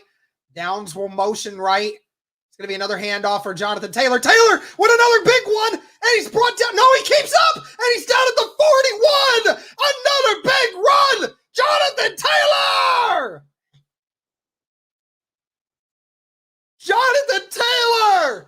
Feed him. Jonathan Taylor having a career day. Almost broke another one. And a great run there by Jonathan Taylor. And there is a Texan down on the field. Looked like it was Will Anderson Jr., but I'm not sure.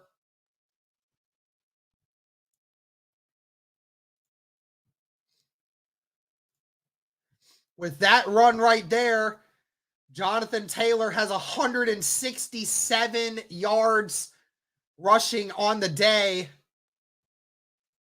That would be the 200th rushing yard for Indianapolis today.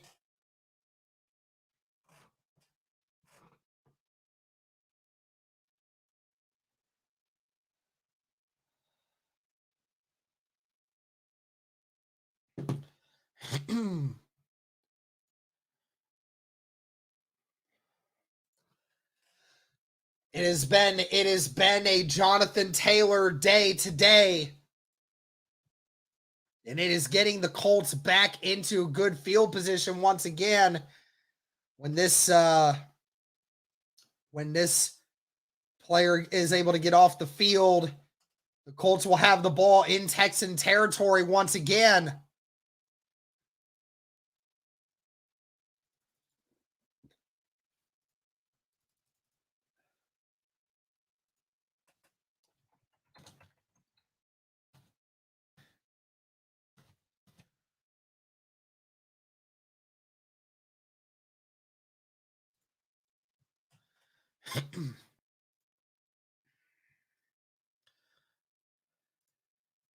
Yep.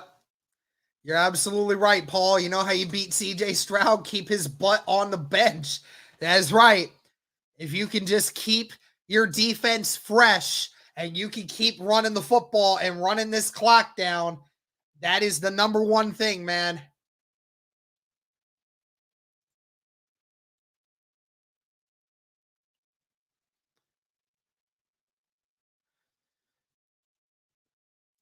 Jonathan Taylor averaging near 10 yards a carry right now. Can the Colts keep this momentum going? 7.5 minutes left in the third quarter. Colts with the ball, 14 all. Indy, the last few drives running the football exceptionally well. More yards so far in this third quarter than they had in the entire first half. And it has all been thanks to Jonathan Taylor. 7th career 150-plus yard game, tied for the most in team history. One receiver to the right and left, tight ends on both sides. Colts actually bring in the extra lineman. It's going to be a run for Jonathan, but there's not much room to go. He gets about a yard before being brought down. They kind of figured that was coming with the extra lineman being thrown in there.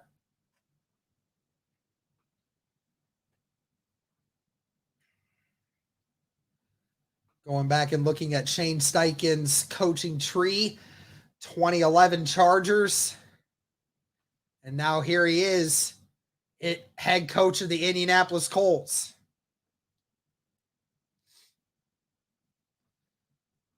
Two receivers to the left, one to the right, tight end on the left. Downs on motion right now. It's going to be another handoff to Jonathan Taylor, and he has nowhere to go. Houston finally gets a hold of it. Now you know they're throwing the football here. Was a Chargers quarterback coach. Steichen was 2016 to 2019. Then was the offensive coordinator. Then was the offensive coordinator for the Eagles for 2 seasons. Colts only 1 pass so far in the third quarter. 2 receivers to the right, 1 to the left. Tight end on the right.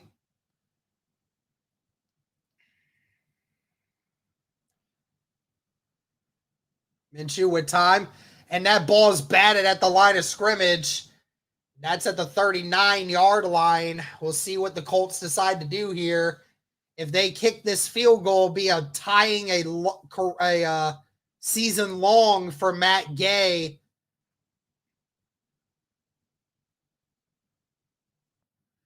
Doubt that Alec Pierce would have caught it anyway. Batted down there at the line of scrimmage, but they are going to go for this to kick a field goal. This would be a season long, tie a season long. Matt Gay, who made a 37-yarder earlier, that kick looks like it could make it. It's off the upright. It was off the upright again. Matt Gay is just beside himself.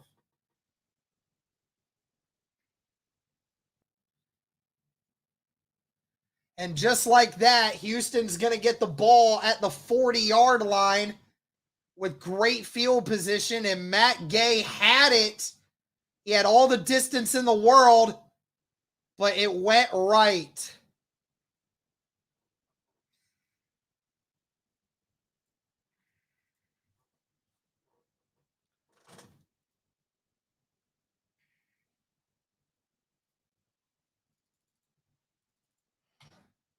Should have punted that.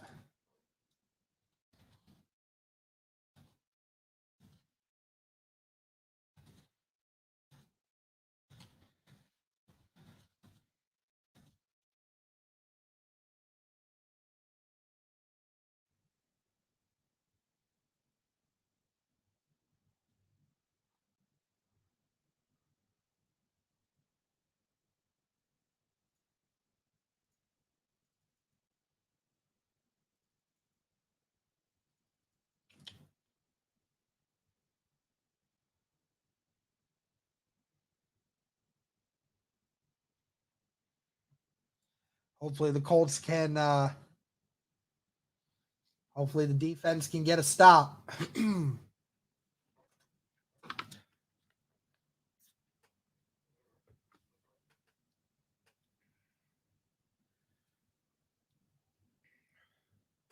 Yeah, that injury timeout definitely messed up the flow for Indy, man.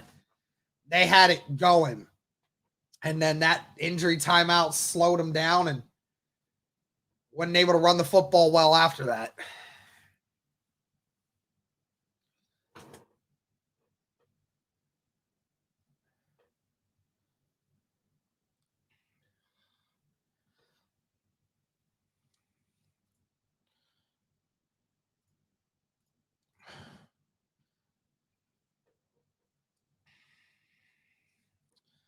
Shout out to the 430 people watching right now. Thank you guys so much for tuning in.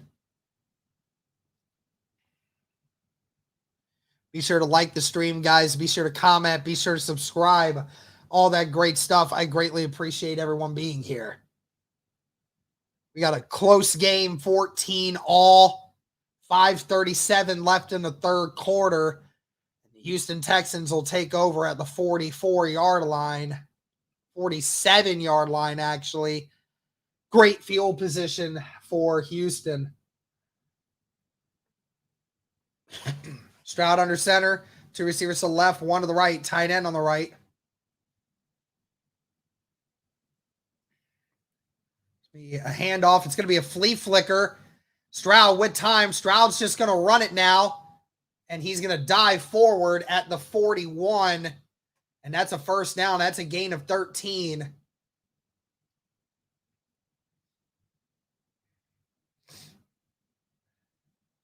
Nothing open down the field. Nick Cross had covered with Nico Collins deep, but nobody was in the middle of the field to cover.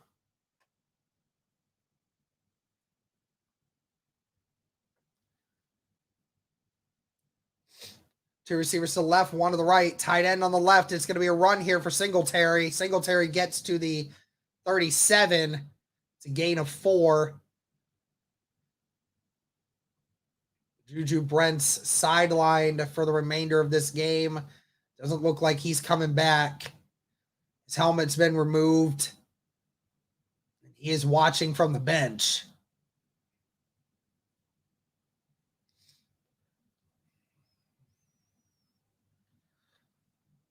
.426 left in the third quarter.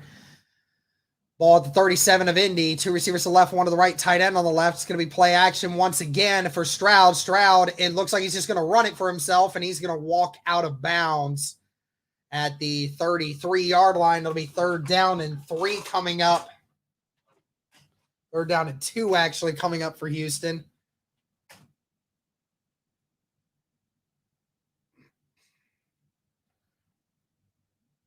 Four minutes left in the third. Can the Colts defense get a stop here and force it into a field goal? Two receivers to the right, one to the left. It's going to be a quick pass here for Stroud. Stroud with time. He has all day long. Throws it over the top. It's incomplete. When tended. Oh, EJ's speed is down. That is not a good sign. He was clocked. That was intended for Xavier Hutchinson. Stroud was facing pressure by DeForest Buckner in the middle and just lobs it up. And speed got clocked at the end. I hope it is not a concussion. Daryl Baker on the coverage. Didn't look like it. Looked more like a shoulder hit.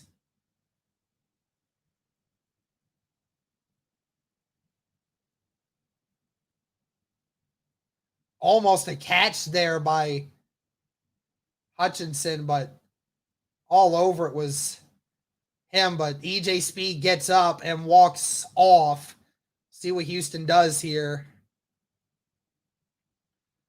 See how bad that is, but it looks like Houston's going to send out their field goal unit to attempt a 51-yarder, looks like.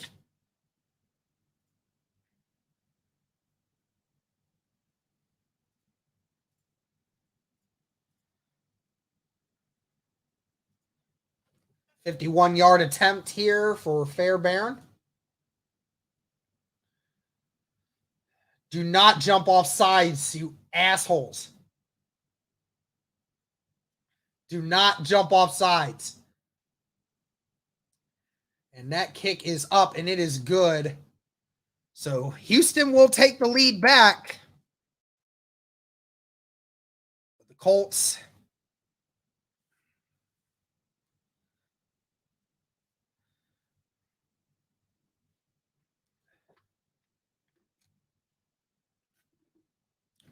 (17-14) Houston. 3:39 left in the third quarter.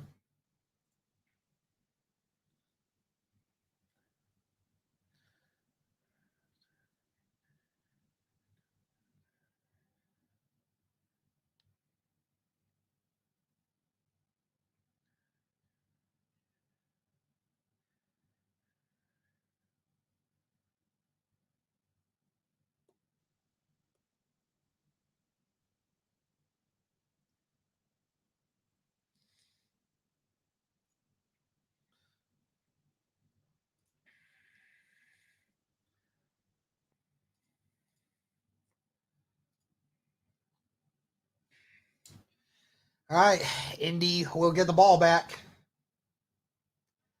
This one will not be returned.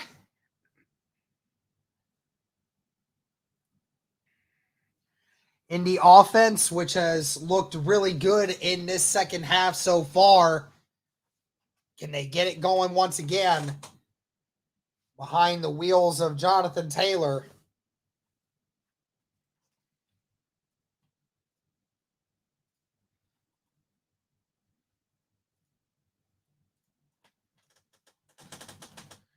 Two receivers to the left, two tight ends on the right. Now Cox will motion left. Minshew in the shotgun with Taylor. Downs will now motion right. It's going to be a handoff here once again for Jonathan Taylor, and Taylor's down after a gain of 1. Houston really piling in now, making it a lot harder for Jonathan Taylor to get these yards. And he's going to have to start opening up the playbook a little bit here. Jonathan Taylor's last 3 rushes have combined for 2 yards.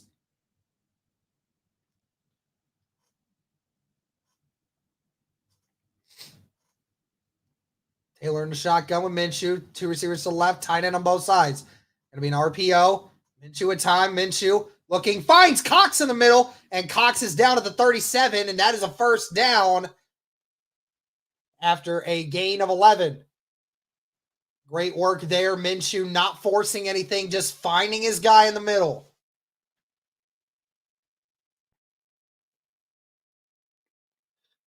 Again, Alec Pierce, if he wanted to take a shot, he had Jackson, but Minshew didn't feel comfortable making it and just went with the easier route, and it works out. 2 receivers to the left, 1 to the right. Tight end on the right as well. Taylor in the shotgun. It's going to be another RPO, but Taylor gets a handoff, and he loses 3. Tackle made there by number 94. That's Khalil Davis. And the last couple rushes for the Indianapolis Colts has not been good. Ryan Kelly just misses the block. Khalil Davis, just a phenomenal play there. And there's just nothing that Jonathan Taylor could do. 2 minutes left. 1 receiver on each side, tight end on each side. Be another RPO. Minshew looking, Minshew fires, and it's caught by Pittman, and he's blocked. There's a flag, and it's going to be unsportsmanlike. And there's going to be another 15 added on to that. Number 25, that's Desmond King, who went high on Pittman. And that's going to be another 15. And the Colts are going to be in Houston territory once again. Great throw by Gardner Minshew. A great hit by King, but went a little high. Pittman found his way in the middle of the zone, catches it at the 49. And King hits him in the helmet. That is definitely a flag every time. Helmet-to-helmet contact.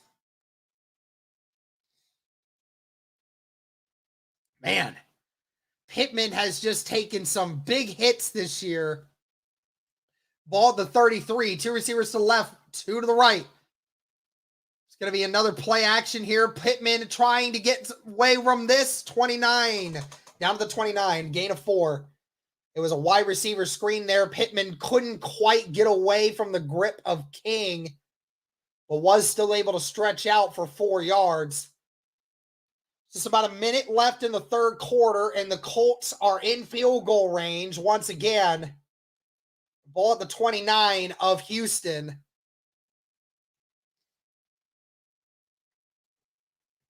The receivers to the right, 1 to the left. Or no, tight end on the left, and now Pittman will motion left. It's going to be another run here for Zach Moss. Moss close to a first down. We'll see where they spot him. He's very close. They might say he's half a yard shy. Nope, they look like they're going to give him the first here. 30 seconds left. The Colts will have 1 more play here. Moss with his 4th carry on the day. 30 yards. No, they're going to say it's third down. They're actually going to look at this. Or no, it's going to be 3rd and 1, and the Colts are most likely going to let this go down to the final seconds here. And it'll be the 4th quarter.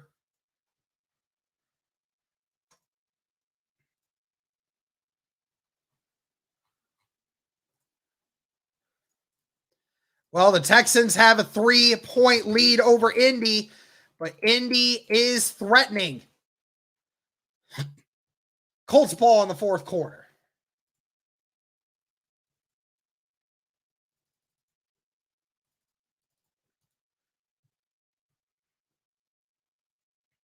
Braden Smith is out. Oh, for God's sake.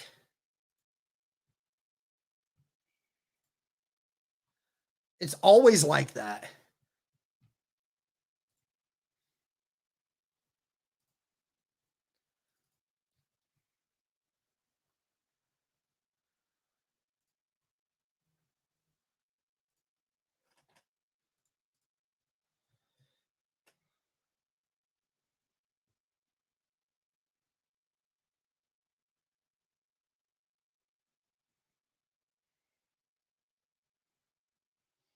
Yep, Braden Smith out.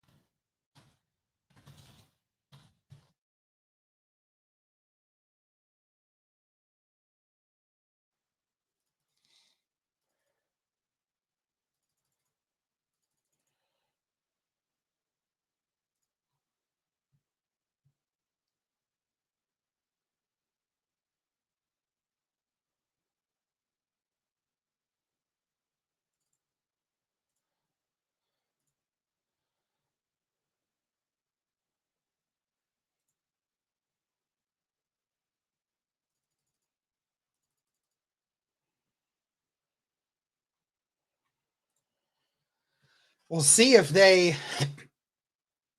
reverse this spot or not. That is really close. I would have thought he got it, but it's really close. It'll be 3rd down and 1, I imagine. Yep, 3rd down and 1. 4th quarter, here we go. Indy, half a yard from a first down. Shout out to the 412 people watching, guys. Be sure to like the stream. Be sure to comment. Be sure to subscribe. All that great stuff. Thank you, guys. Colts, and there's going to be a challenge flag thrown by Shane Steichen. He is going to challenge the spotting. We'll see if this is worth it. Very rare Shane Steichen challenge. Kind of surprised that it took that long to be able to challenge it, but it's very close. I mean, it's kind of hard to imagine he didn't get it because from the look of where the spot is from the game camera, it's clear he crosses it. He just has to hit the 27 with that arm, and he definitely gets to the 27, it looked like.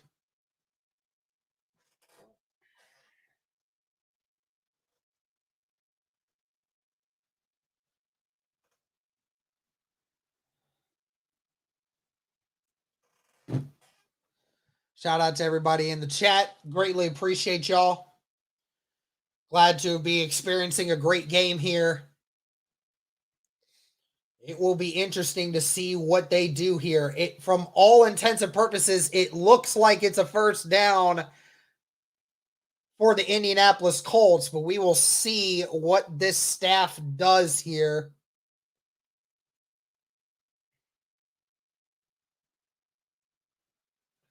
Jonathan Taylor is going into the locker room.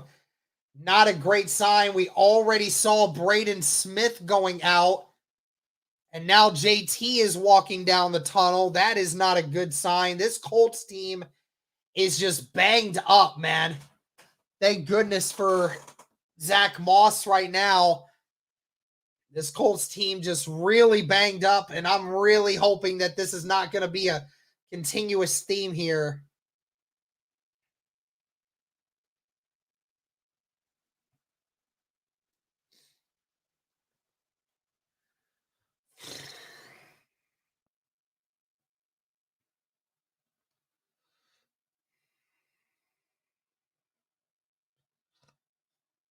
It was a first down. They did give them the first down, and actually it's going to be brought back to the 42nd mark of the third quarter.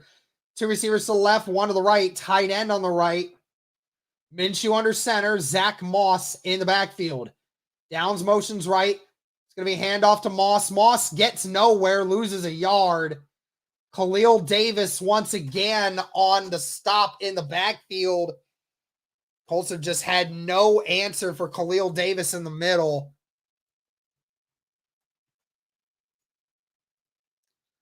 Colts looking to hurry up. Two receivers to the right, one to left. Granson motions left. Doesn't look like they're going to go for it. It'll be second down 11, and it will be the fourth quarter.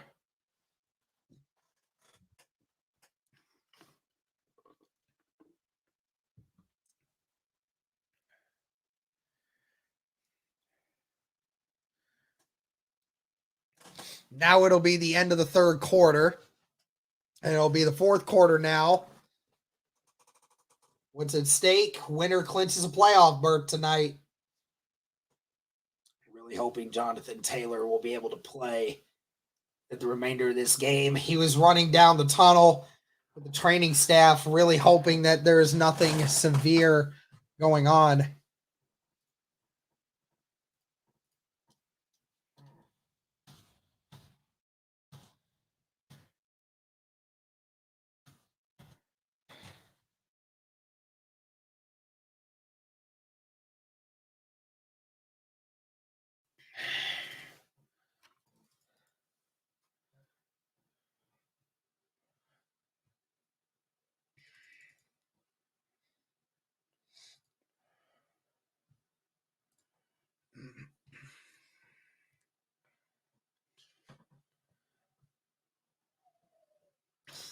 All right. Second down 11. Two receivers to the right, one to the left. Tight end on the right. It's going to be another run here for Zach Moss. Moss powers his way forward to the 21. Or they're now going to say to the 22. I love how the ref starts at the 21 and makes his way to the 22. Like, stay at the line that you go to. Like, why do you go backwards? That's how you know this stuff is not real. Third down and 9 coming up. Indianapolis just outside the red zone. Just the start of the fourth quarter here. Two receivers to the right, one to the left. Tight end on the right. It's going to be a pass here for Minshew. Minshew throws it to Cox. Cox trying to get the first, but he doesn't get it. He's brought down at the 17. It's going to be about 3 yards shy of a first down. Doubt that Indianapolis will go for this, and they will go for the tie.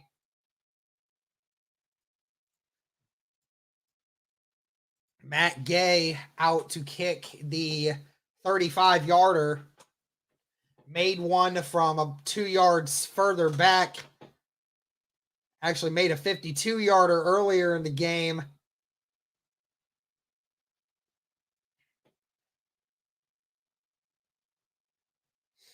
Basically an extra point.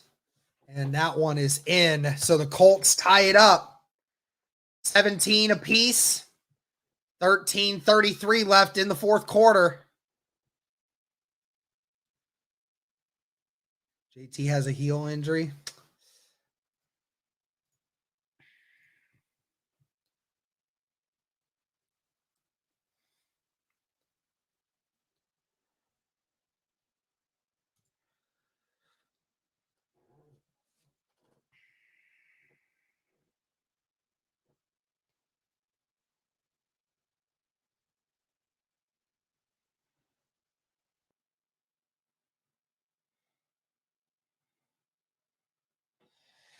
Colts just can't catch a break, man. Just always in trouble with the injuries, man. First Juju, then Braden Smith, and now Jonathan Taylor. And it'll be a miracle what'll happen here. We win this game, man. It'll be something else.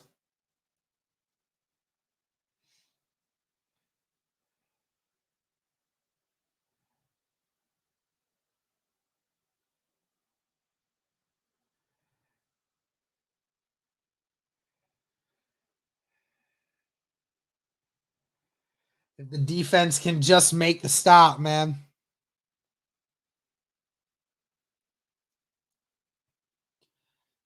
Jonathan Taylor, we need you, man. You've been the game changer, man. Please.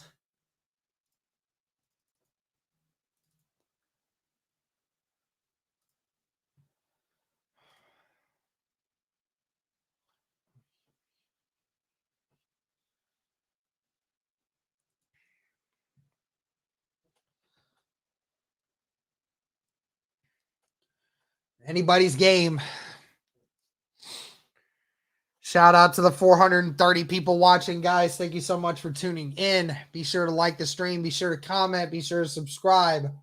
All that great stuff. Thank you, guys.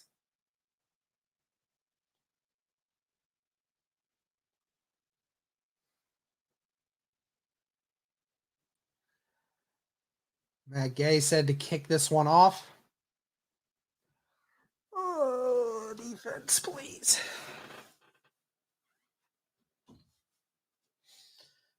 And that one is away, and that will be returned. He's going to actually return this one. What a great bounce there. That's Dameon Pierce brought down at the 27. Decent return there by Dameon Pierce.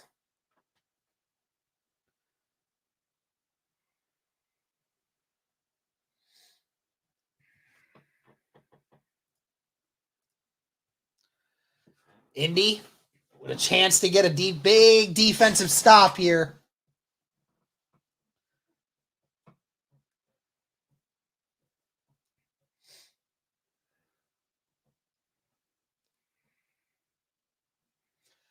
Two receivers to the left, one to the right, tight end on the right. So we have a pass here for Stroud. Stroud going to dump it to his receiver. That's Beck. Brought down at the 34, so that's a gain of 7. Tackled by Alubi. 13 minutes left in this fourth quarter. Been a tale of two halves for CJ Stroud. Has not been as explosive as the first half. Colts defense doing a good job. One receiver to left, 3 tight end set. It's going to be another run here for Singletary, and he gets the first down. That's a gain of 3.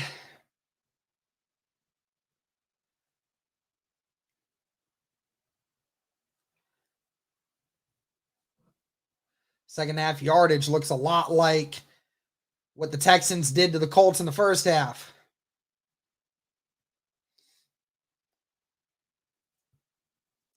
Come on, Colts defense, get a stop.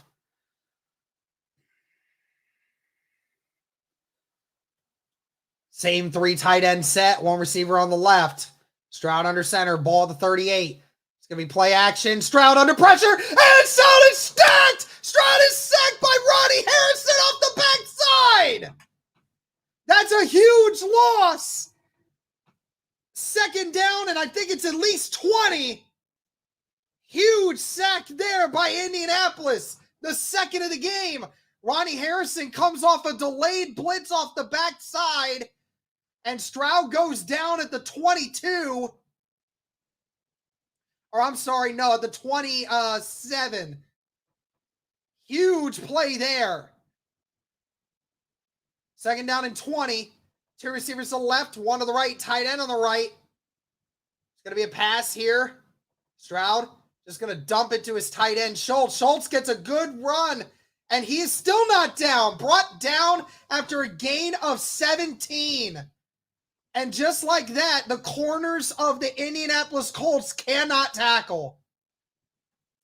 Darrell Baker had him in the open field and missed him. Schultz caught a 5-yard route and Darrell Baker just missed him. 2 receivers to the right, 2 to the left. Stroud, quick toss, and it's a first down. I mean, that's easy. That's super easy. Gain of 5 for Dalton Schultz. Ball at 50.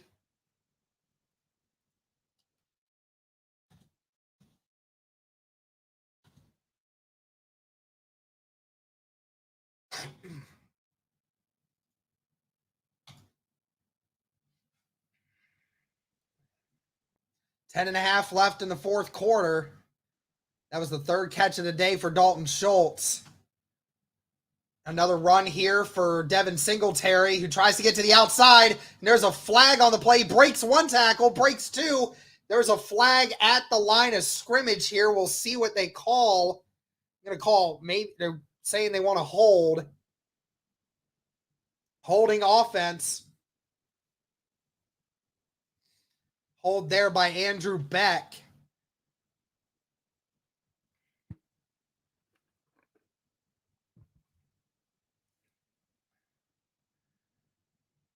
And it was definitely a hold. It was a little ticky-tack, but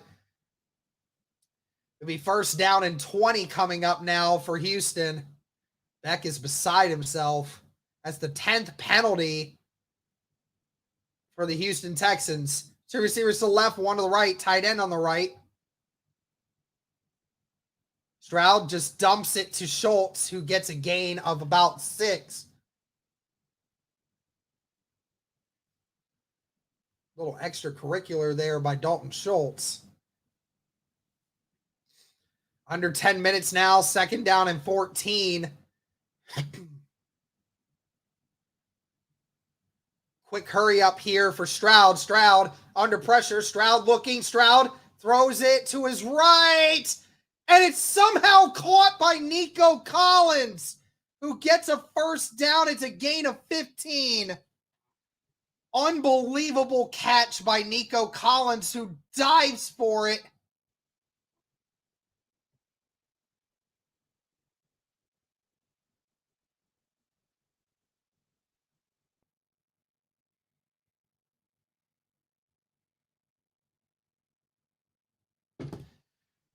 Houston moving down the field right now. Colts just can't get a stop.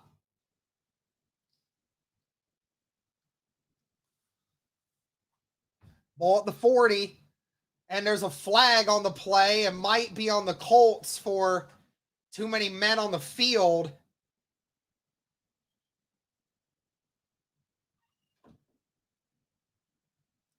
It was a gain of 5 on the run by Singletary.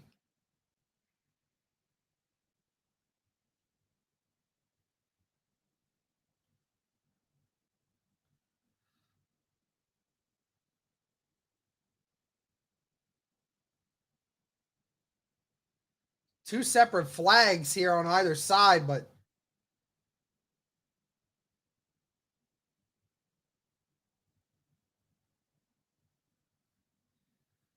I think they might be retrying the play because I think Houston went too early before the refs signaled they could run the play. 9 minutes left in the fourth quarter. Houston at the 40.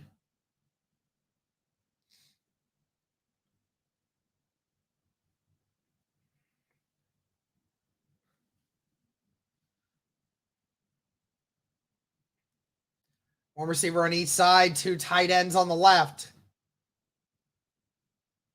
Big play action here. It's going to be a screen for Dalton Schultz, and he's got some room. Dalton Schultz goes up, and he's brought down at the 31 by Nick Cross. That's a gain of 9. Come on, Colts. We need to get a stop right here, man. No touchdown, please.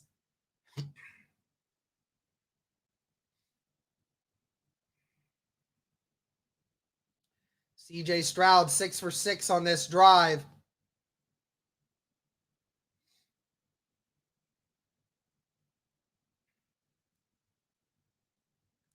8 minutes left in the fourth.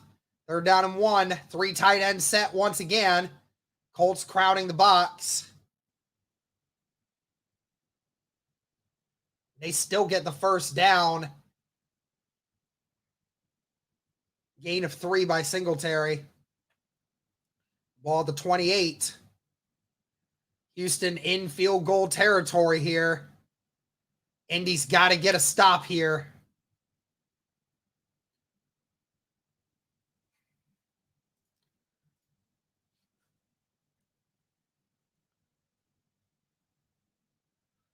Two receivers to the right, one to the left, tight end on the left. Stroud under center, ball at the 27. It's going to be another run for Singletary, and Singletary's brought down at the 30. Tackle made by E.J. Speed. Good to see E.J. Speed back out there after taking a hit earlier in the game. E.J. Speed just comes up and able to hold on to the leg of Singletary. Great open field tackle. 2nd down and 13 coming. 12th tackle of the game by E.J. Speed. One receiver to the left, 2 to the right. Tight end on the left. A pass here for Stroud. Stroud has to get it off quick. And it's caught by Nico Collins. And there's a flag on the play. It's going to be a face mask. And it's going to be down at the 3-yard line.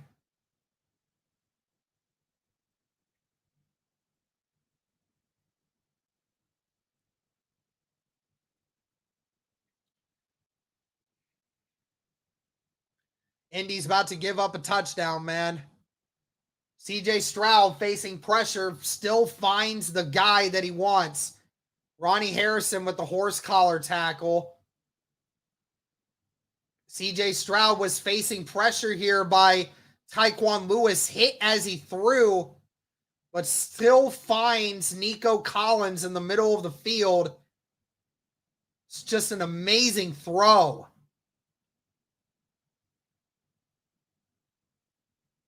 Ball at the 3.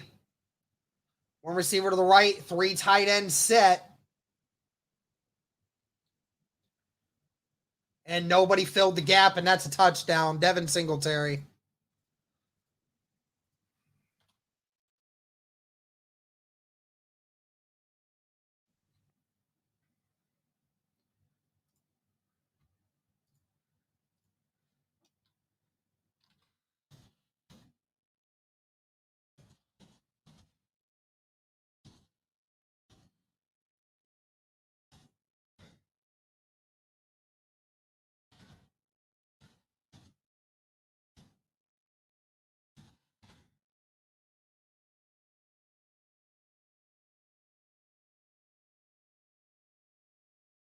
And Fairbairn missed the kick. He missed the extra point. The extra point was missed. So if the Colts go down and make the extra point, they will get the lead with a touchdown.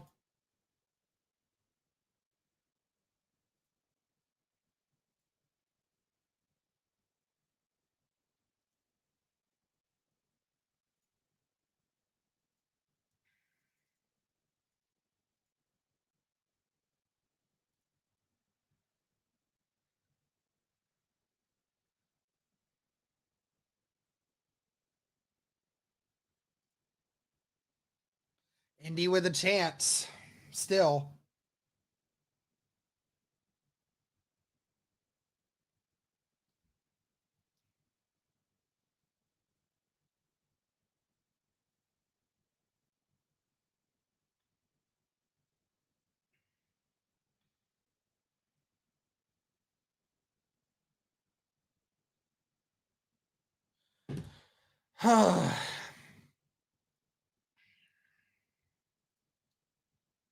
Still plenty of time for Indy. 6 minutes and 20 seconds. But it's 4 down territory pretty much at this point.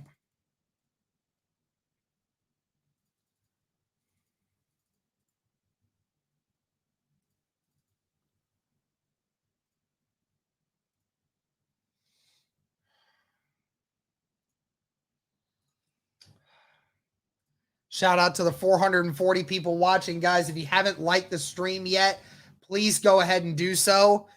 I want to try to get as many people in here for this last bit of this game as possible.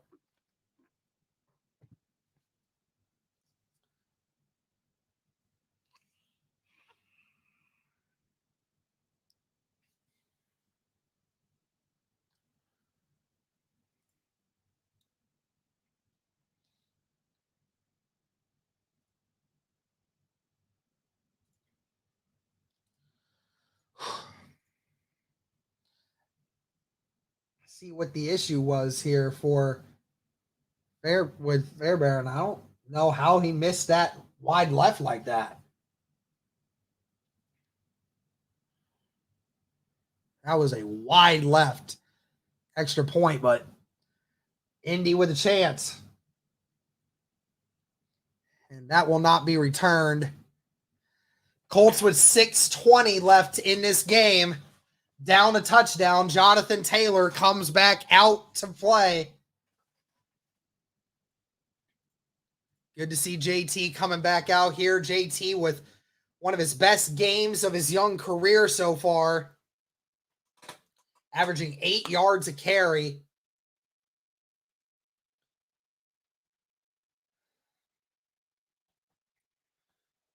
One receiver on each side. At tight end and an extra lineman on the right side.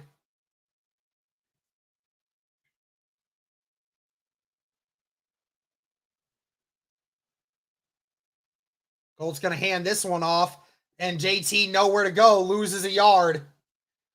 Colts just can't handle the extra blitz that the Texans keep bringing. That's a loss of a yard.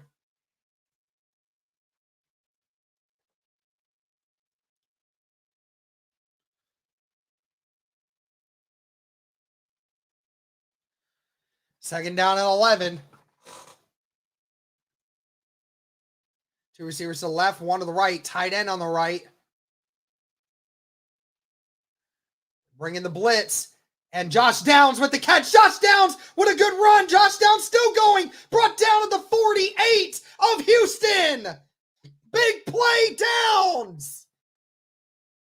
The biggest play so far for Josh Downs. And the Colts are in Houston territory that quickly. They were bringing the safety on the blitz once again, and Downs was just wide open and makes Desmond King miss. Great route and a great run after the catch by Josh Downs. Two receivers to the right, one to the left. Tight end on the left as well. Downs motioning. It's going to be another run here for Jonathan Taylor. Taylor nowhere to go once again. Second down and 10. The Colts just cannot get any room for Jonathan Taylor. Will Anderson looking hobbled a little bit. Second down and 10. 4.5 minutes left in the fourth quarter. Ball at the 48-yard line. Taylor in the shotgun. Two receivers to the left, one to the right, tight end on the right. Minshew finds Josh Downs, who gets to the 44. That's a gain of 4.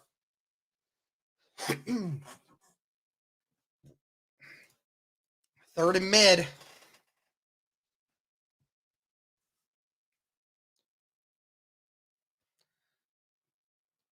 Four minutes left in this fourth quarter.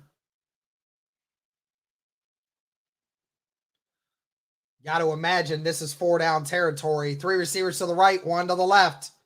Downs will motion left now. Now motion back right. It's going to be another handoff for Jonathan. Jonathan gets close to a first down. He might be half a yard shy, and he is. There's a flag. There's a Nelson saying it's on Nam. There's a flag in the middle of the field.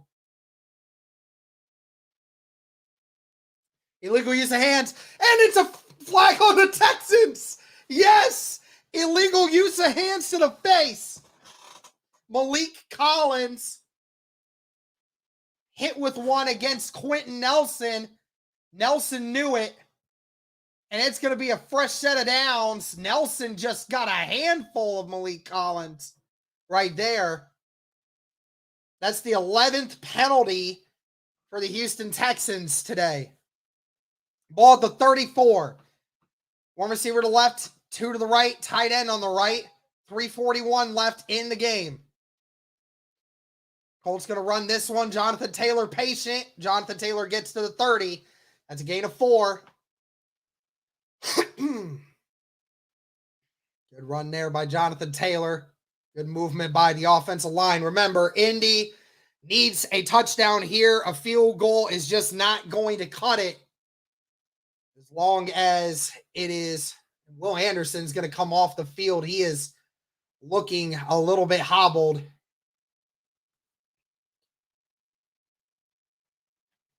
Second down and 6. 2 receivers to the right, 1 to the left. Tight end on the right. 3 minutes left in the fourth quarter. It's going to be a run here for Jonathan Taylor. Taylor gets about a yard before being brought down at the 29.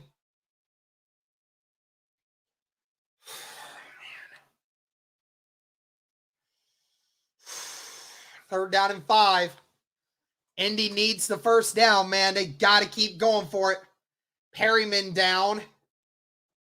And the clock will stop. That's another player down for Houston.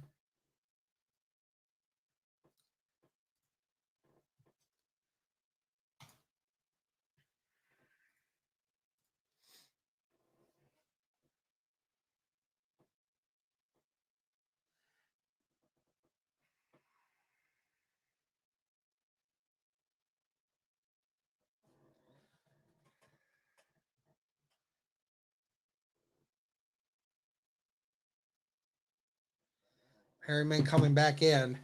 We're back out. Third down and 5 for Indy. 2:41 left in the fourth quarter.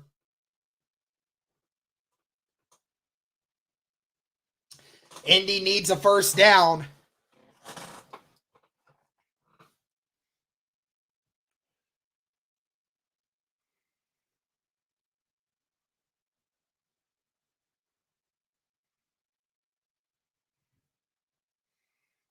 Colts have been 0 for 9 on third down so far today. 2:30 left in the fourth quarter. 2 receivers to the left, 1 to the right. Tight end on the left. Downs on motion right. It's going to be a handoff to Jonathan Taylor. Taylor driving the pop forward, and it's close to a first down. He's going to be spotted half a yard shy. Or no, the far judge says he's at the line. The other one says he's not. It's going to go to the 2-minute warning. They are not going to snap this. I know they're not. Yep, they're not. Okay, no way. Okay. So they did give him a first down. Indianapolis was given a first down on the field. 2-minute warning inside the 20. This is coming down, inside the 25. This is coming down to the absolute wire. This is something, ladies and gentlemen. We will see if they actually give him this spot. It's very close.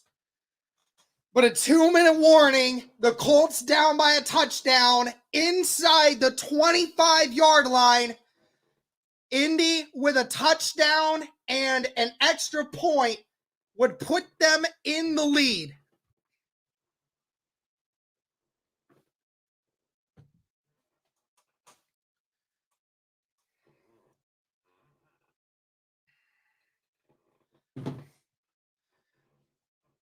Game on the line.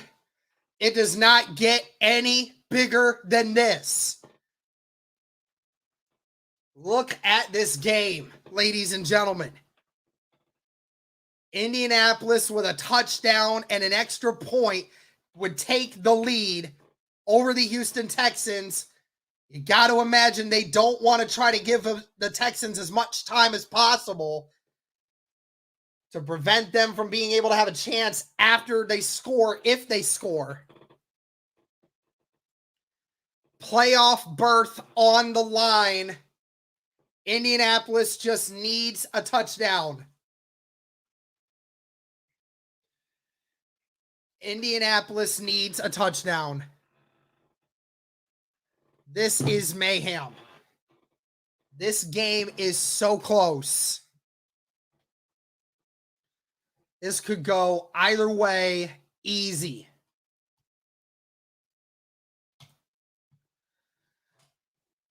Here we go. Lucas Oil Stadium. Indianapolis with the ball. 2-minute warning. Fourth quarter. Inside the 25-yard line. Fresh set of downs. Indianapolis Colts and Houston Texans led by first-year head coaches Shane Steichen and D'Amico Ryans. This is the one.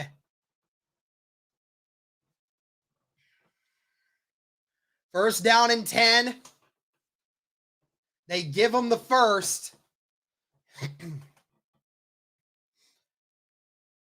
Two tight ends set on the right, receiver on the right, receiver on the left.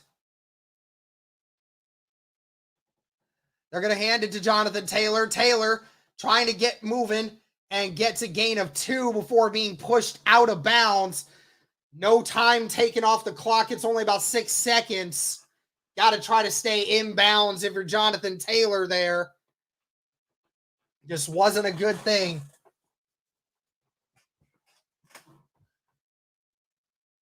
Second down and 8.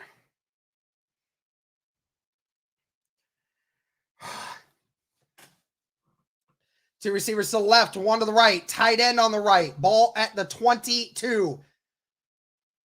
Molly Cox on the right again. It's going to be a handoff to Jonathan Taylor. Taylor gets to the outside. Taylor goes out of bounds once again at the 16. That is a gain of 6. Third down and 2, but Jonathan Taylor goes out of bounds again. I don't like that Jonathan Taylor keeps running out of bounds. I'm glad he's getting positive yardage, but you keep stepping out of bounds and you keep stopping the clock. You got to get a first down here if you're Indianapolis, and if you know it is 4-down territory, if you're Indy, how do you approach this? One receiver to the right, 2 to the left, tight end on the left. Downs motions right. It's going to be a handoff to Jonathan Taylor, and he gets a yard. So it'll be 4th down and 1 coming up.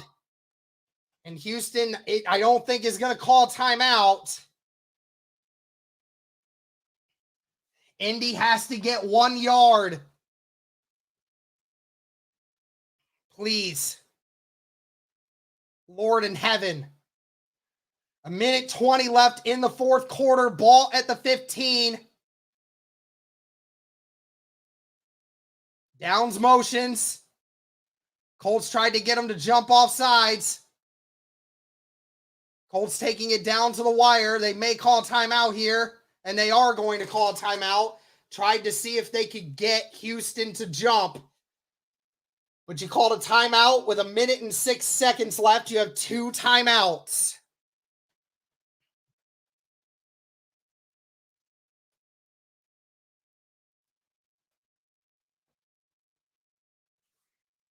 $500 people in here right now, guys. Be sure to like the stream. Be sure to comment. Be sure to subscribe. All that great stuff.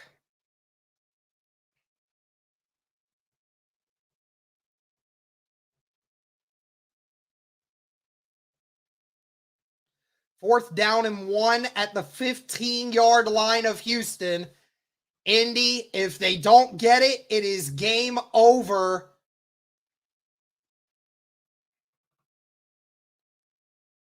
Two receivers to the right, 1 to the left. Tight end on the right. 5 defensive linemen. They're going to pass. And he's got it. And he dropped it! And the Colts lose. And the Colts lose. Goodson dropped it. The ball was behind him. And just like that, Indy's playoffs hopes are gone.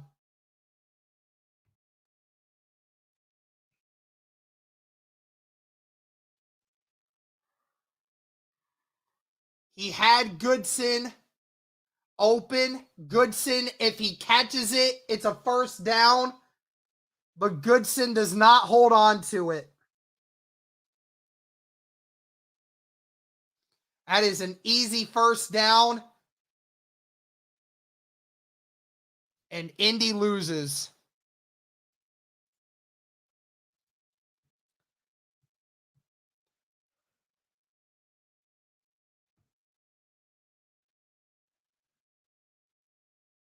Houston at the 15-yard line is going to go I formation here. Going to run the football with Singletary. Ball down at the 18. The Colts are going to call a timeout here.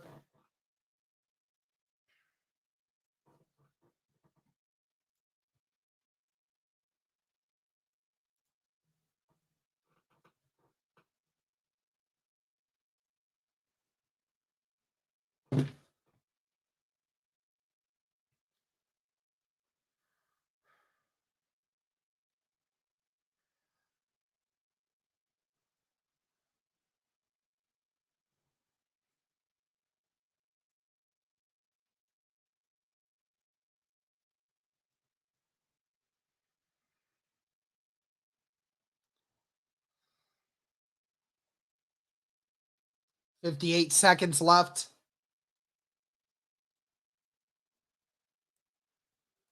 Three tight end set. Stroud under center. Singletary.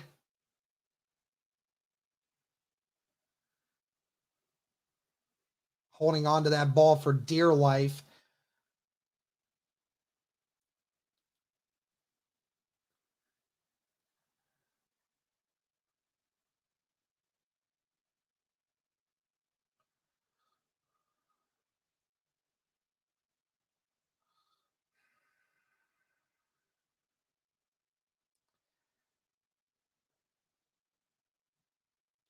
It looks like the Houston Texans will be taking it to the playoffs. They're down in 6. Well, it was a good one. I formation for the Houston Texans. I'm going to hand this off one more time to run out the clock. Singletary holds onto the football. It'll be 4th down and 2. 45 seconds left, and there will be no time after this punt is away.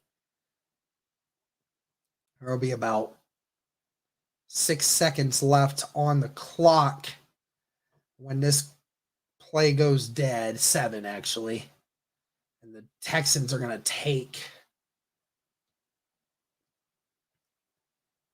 the clock all the way down.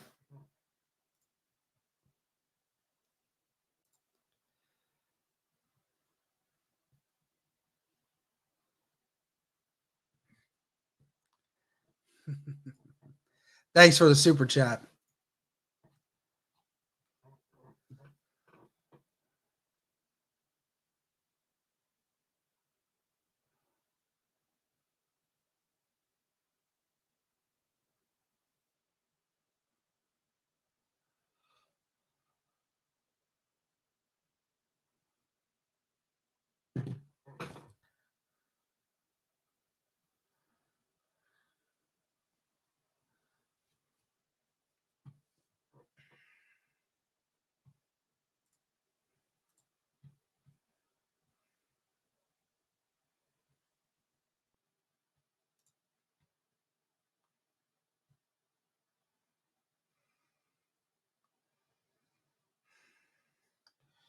Seven seconds left. Last play.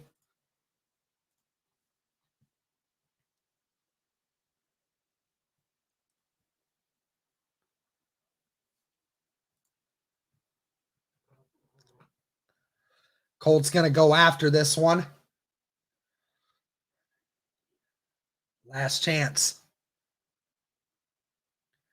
Colts going after it, and they are going to run it into the end zone. And it is going to be a touchback. That's 2 points for Indy.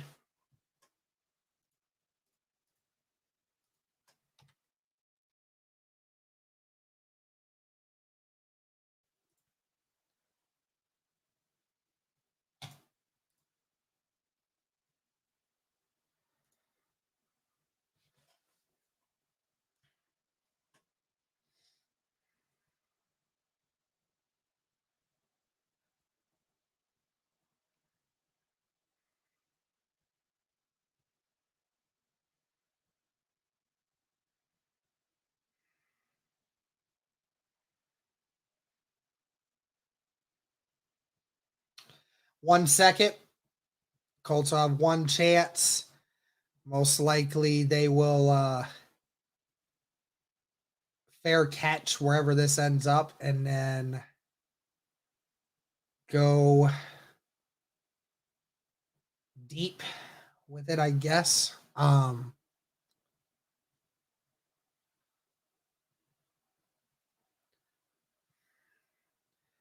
lot of question marks about this one.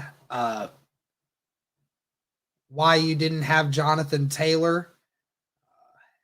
Why you didn't have Jonathan Taylor on the field on that last play. That's going to be the talk of all this.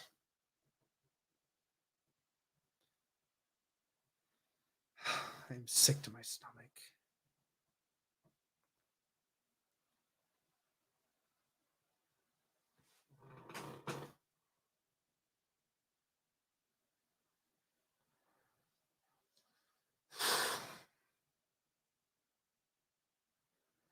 Just let him kick the damn ball, ref. Jesus. And then this punt will go from the 20.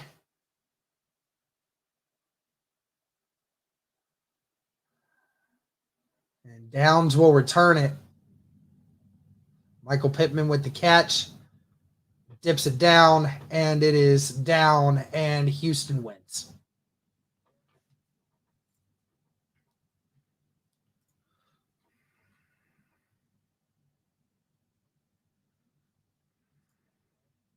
Thanks for the $2 super chat, man. Thank you, Dr. Doom.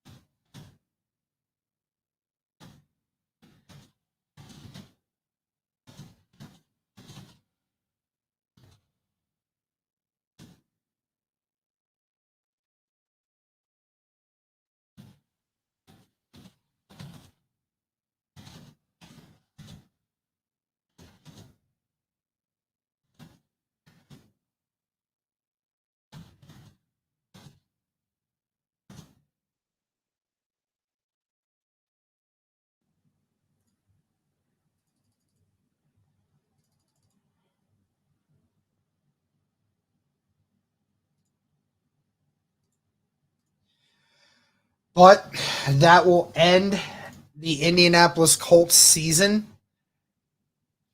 The Indianapolis Colts lose to the Houston Texans 23-19. Paul Wilson with the $20 super chat. Thank you. Thanks for all the hard work on the streams this year. Greatly appreciated, man.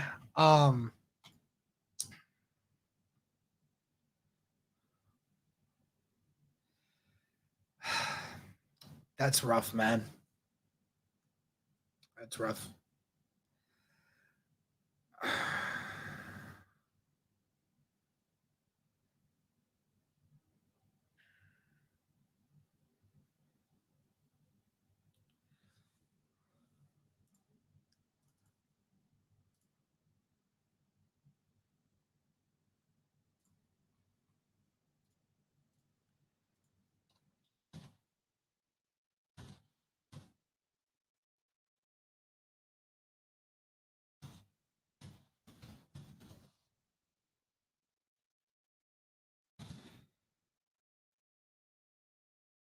Thanks, Chase, for the $2 super chat, man.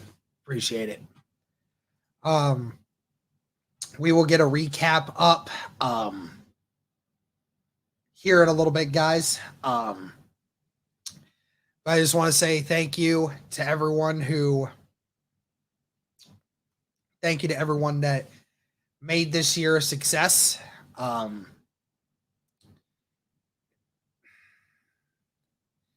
It's not the result that we wanted, but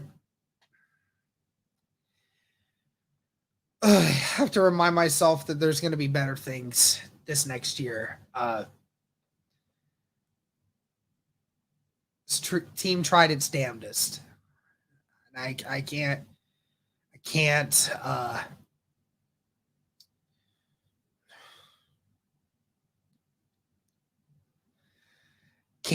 really do much more than that, you know?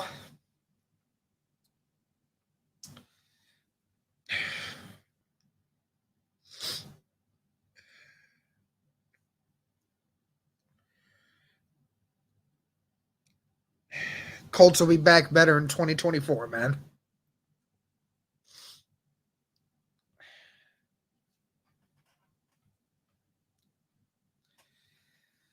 Love you guys. Thank you to everybody who tuned into this stream tonight.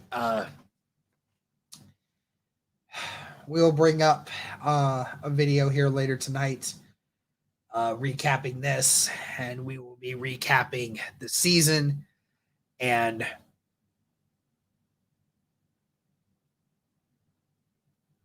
Indianapolis Colts, thank you for making this a fun season. I appreciate everybody. Jonathan Hankey with the $5 super chat, man. It's okay. The future looks bright at the end of the day. Yeah, it looks brighter at the end. But congratulations to the Texans. Congratulations to them. I hope that you guys go really far into the playoffs. And this is Bring the Juice signing off to finish out the 2024 season. Thank you guys again so much for doing this. Thank you guys so much for tuning in. As always,